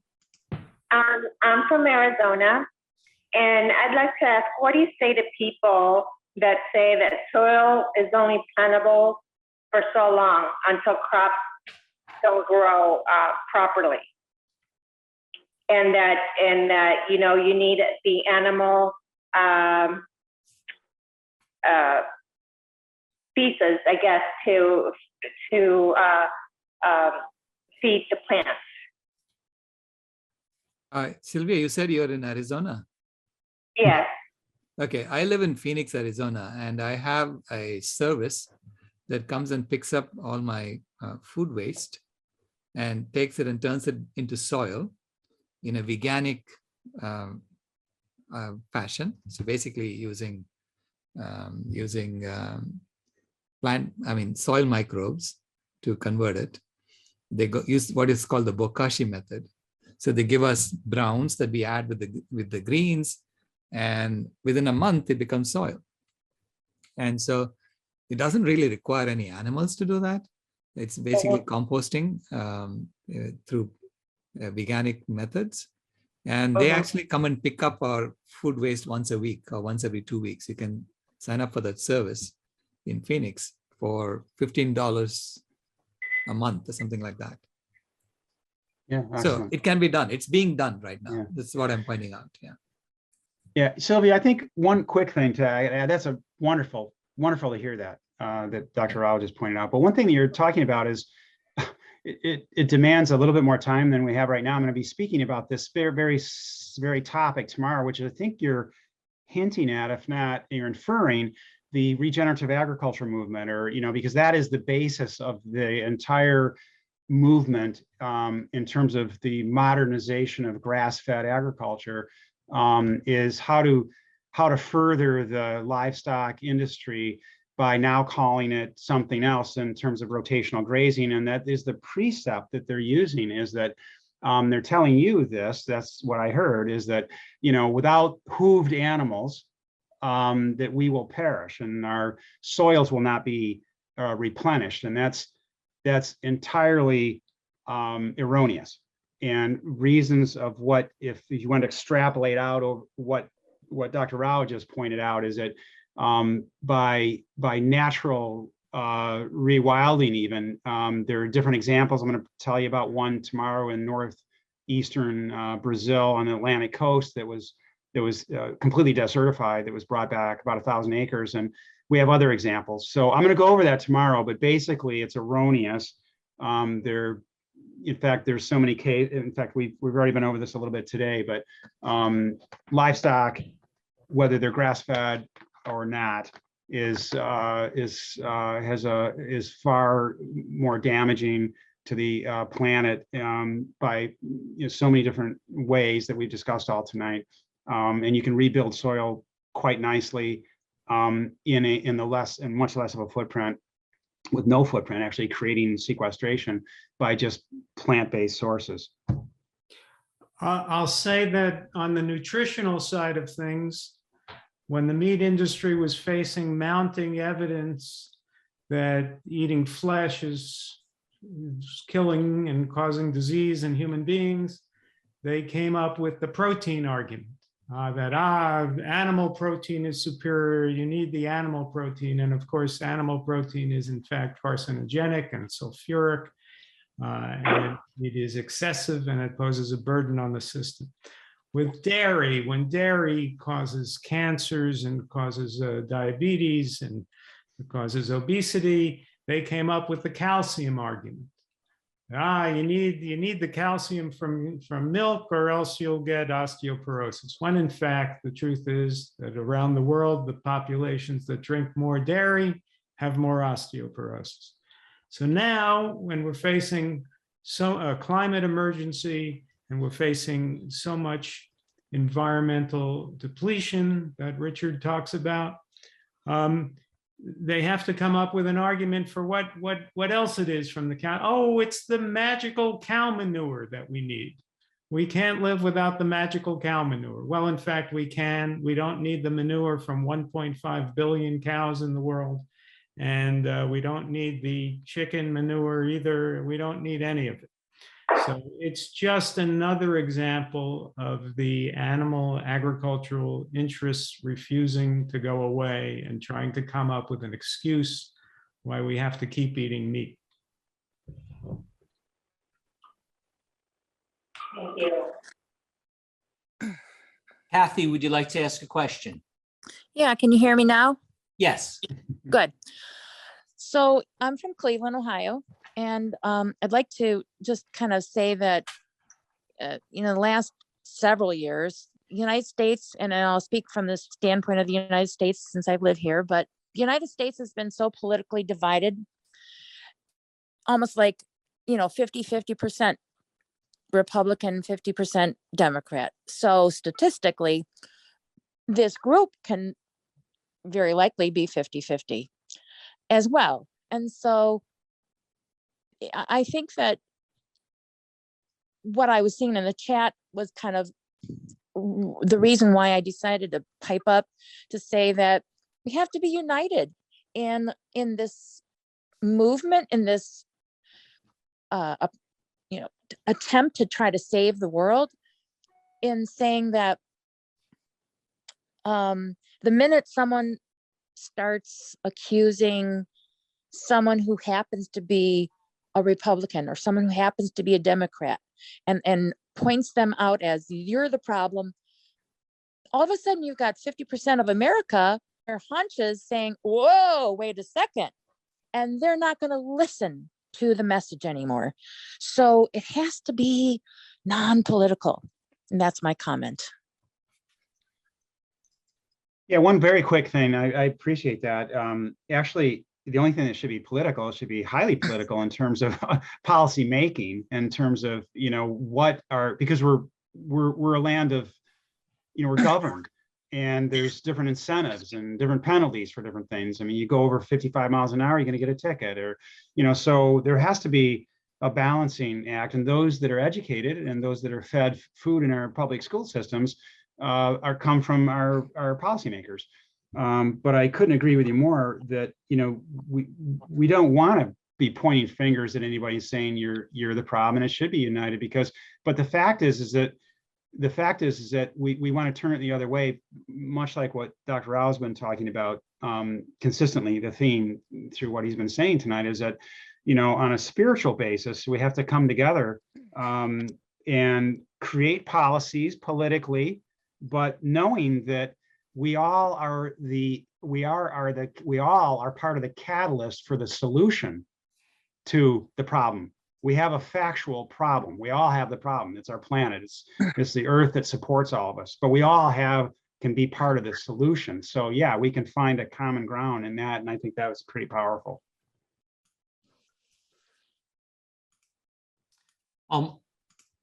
What should we do in this? The midterm elections are coming up at the end of the year. Should we vote Republican, Democratic, Independent? Is there another party? Is there anything we could do in the election time to have an impact, to be influential, to make a change?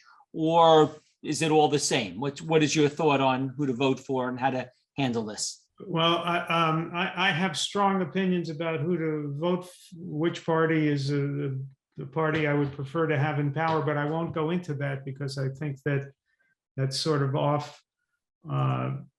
The major reasons I have don't have to do with the subject, which is animal agriculture and the destruction of the climate. In other words, there are other issues facing us, like even whether we retain a democracy, that are very important. And that's where this becomes sort of three-dimensional chess, because in principle, I agree with what Richard's saying. It's got to be bottom up and it's got to be top down. And to the extent that it can be, I agree.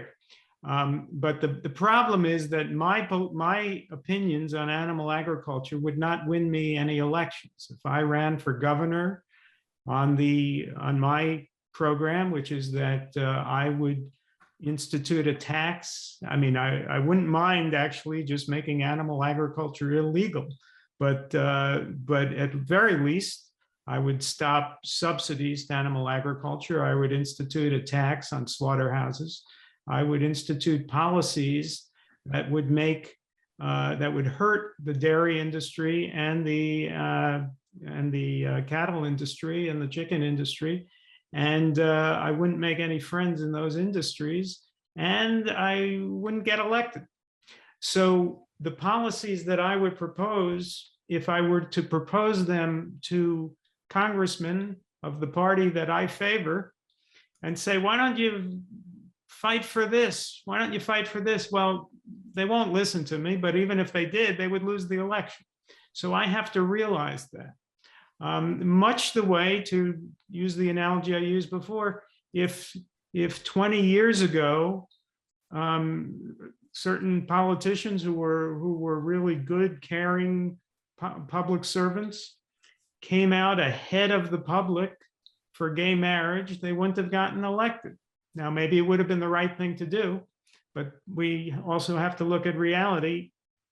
Do we want to lose good Congress people if they speak the truth about all the issues that we care about and then lose the election? So that's why I emphasize, I agree with Richard that to the extent it could be top down as well as bottom up, great.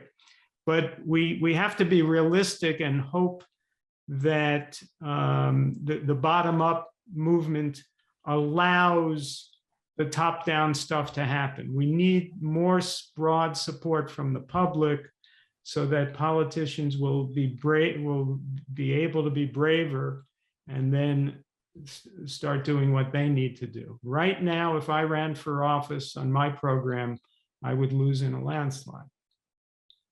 Hey, one quick comment about that. Just a very quick comment. So we're not voting for Glen, but we should if he ran. But in terms of the question about who you'd vote for, I think this we need to educate everyone, including educate the educated. We have to educate the politicians. I have no problem at all speaking with my senator and letting them know, okay, this is where I think you should be, and having them dispel in somewhat of a manner that Glen's suggesting there, that, you know, he would lose his platform. But if you don't start there, we won't be accomplishing anything. You have to put your foot in the door. And I slide them, documentaries, but so you still, I think, need to have discussions with them about, here's what's important, and educate them and say, we know you probably would think you're going to be losing some of your audience, but actually at some point in time, you're going to gain the audience. So, and you have to understand, at least if you can get your foot in the door. And I think that's extremely important, rather than just thinking that they're not going to listen, and therefore, or they're cast in a certain mold, and therefore, if you're going to vote for them, they're going to do something a certain way. I have a dialogue with them and express this and see. Not everybody's going to be open-minded and talk to you about it, but I think everything has to start there. Well, I would agree with that. I would agree with that. Certainly, to the extent that we can reach out to politicians we have access to and tell them what we believe, I think that's fine. I think we just have to keep in mind that they have political imperatives. I also want to, reiterate what Captain Paul Watson told me when he was the keynote speaker at our last convergence. He said he ran for elections, okay, not because he thought he was going to win, but because he wanted to have this conversation in the public eye. Mm-hmm. So it's important for us to get involved and get engaged, because we want to get this in the public eye. We want to have this discussion happening. No matter what, if they only allow you to have a debate with the other candidates once, at least you can bring it up. And this is how you increase the awareness among the public about this. And then start screening all these documentaries, as much as possible. Mm-hmm.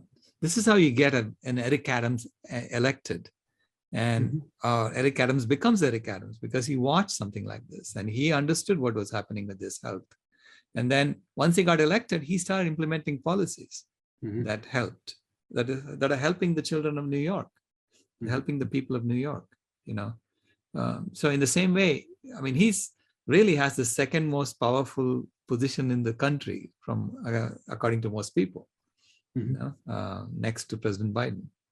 So he's making a difference from his position. So the same way, it's getting that question out there among the politicians. And if that question is not being answered by anyone, run for office if you can, right, and get the question out there, because even though you're going to lose, it's okay. You are at least getting the conversation out there. Right. Yeah, that's a good point, because if you don't have a congressional seat to lose and you want to, just make these points in the public sphere, that's a great contribution to make. Right. I told in Food is Climate the story of Congressman Kucinich when he was running for president. And I took him aside and I said, why don't you make this case? And he said, well, Glenn, I'm trying to get elected president. Well, we don't have President Kucinich. He should have made the case. Yes, if you're not holding on to a valuable Senate seat that you don't want to lose, and you want to run for office, go ahead, make the case. Yeah, I can Well, summarize what they're saying. I think this is important because I think a lot of these politicians don't have the knowledge. I think they do fit into a category of being comfortably unaware. So I think it has to start from someone giving them the knowledge first, and then we can be annoyed at their response. Like I was singling out Al Gore and Paul Hawken and Bill Gates, but I think you've got to give them the knowledge first, give them the benefit of the doubt, at least letting them know what we know. So I'd like if each of you could make a closing 30-minute summary point, and then let us know how we could follow up with you, your website, your latest book. If you go to our website, under each speaker's bio, if you click on it, it will give you a link direct to their website. If you go to our book section, it will give you a link right to their books. But if each of you can make a closing summary comment, and then tell us how to stay in touch with you the best way. I assume you meant 30 seconds and not 30 minutes. seconds. No, I heard him. He said 30 minutes. 30 seconds. Thank you, Steve, for this amazing opportunity. And thank you, Glen and Dr. Oppenlander, for your kindness and generosity for being part of this conversation. The more we have these conversations, the better off we are as individuals and as a society. So I see, this is why I say, please contact me anytime. If I can make the time, I will come. Because I have a tendency to say yes to everything. Okay, so please contact me at srao@climatehealers.org.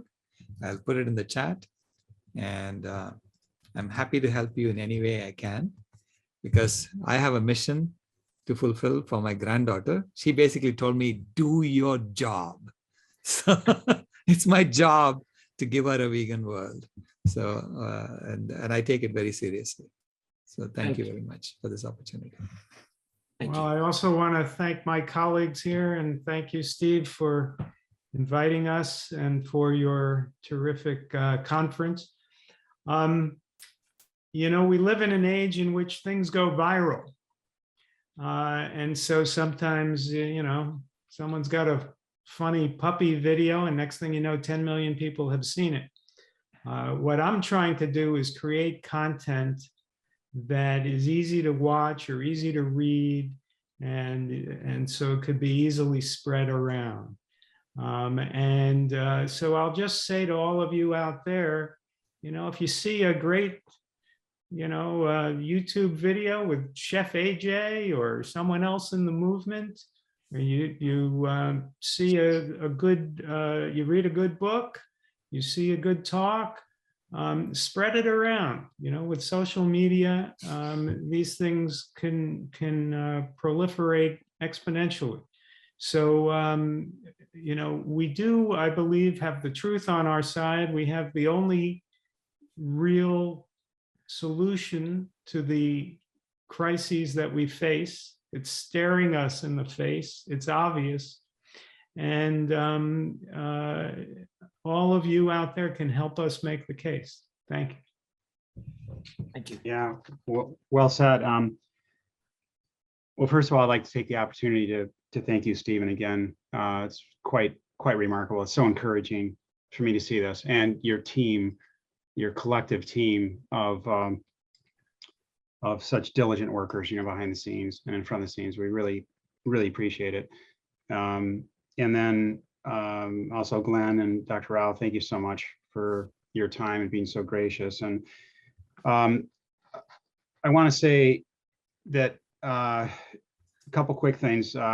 Yes, Dr. Rao hit on this, but I feel I'm doing this for my one grandchild, too. There's a future here. We're, as I said many times, I feel like we are the generation that we can make this our ethos, our legacy, that we, turned a runaway train and, turned it in the right direction, and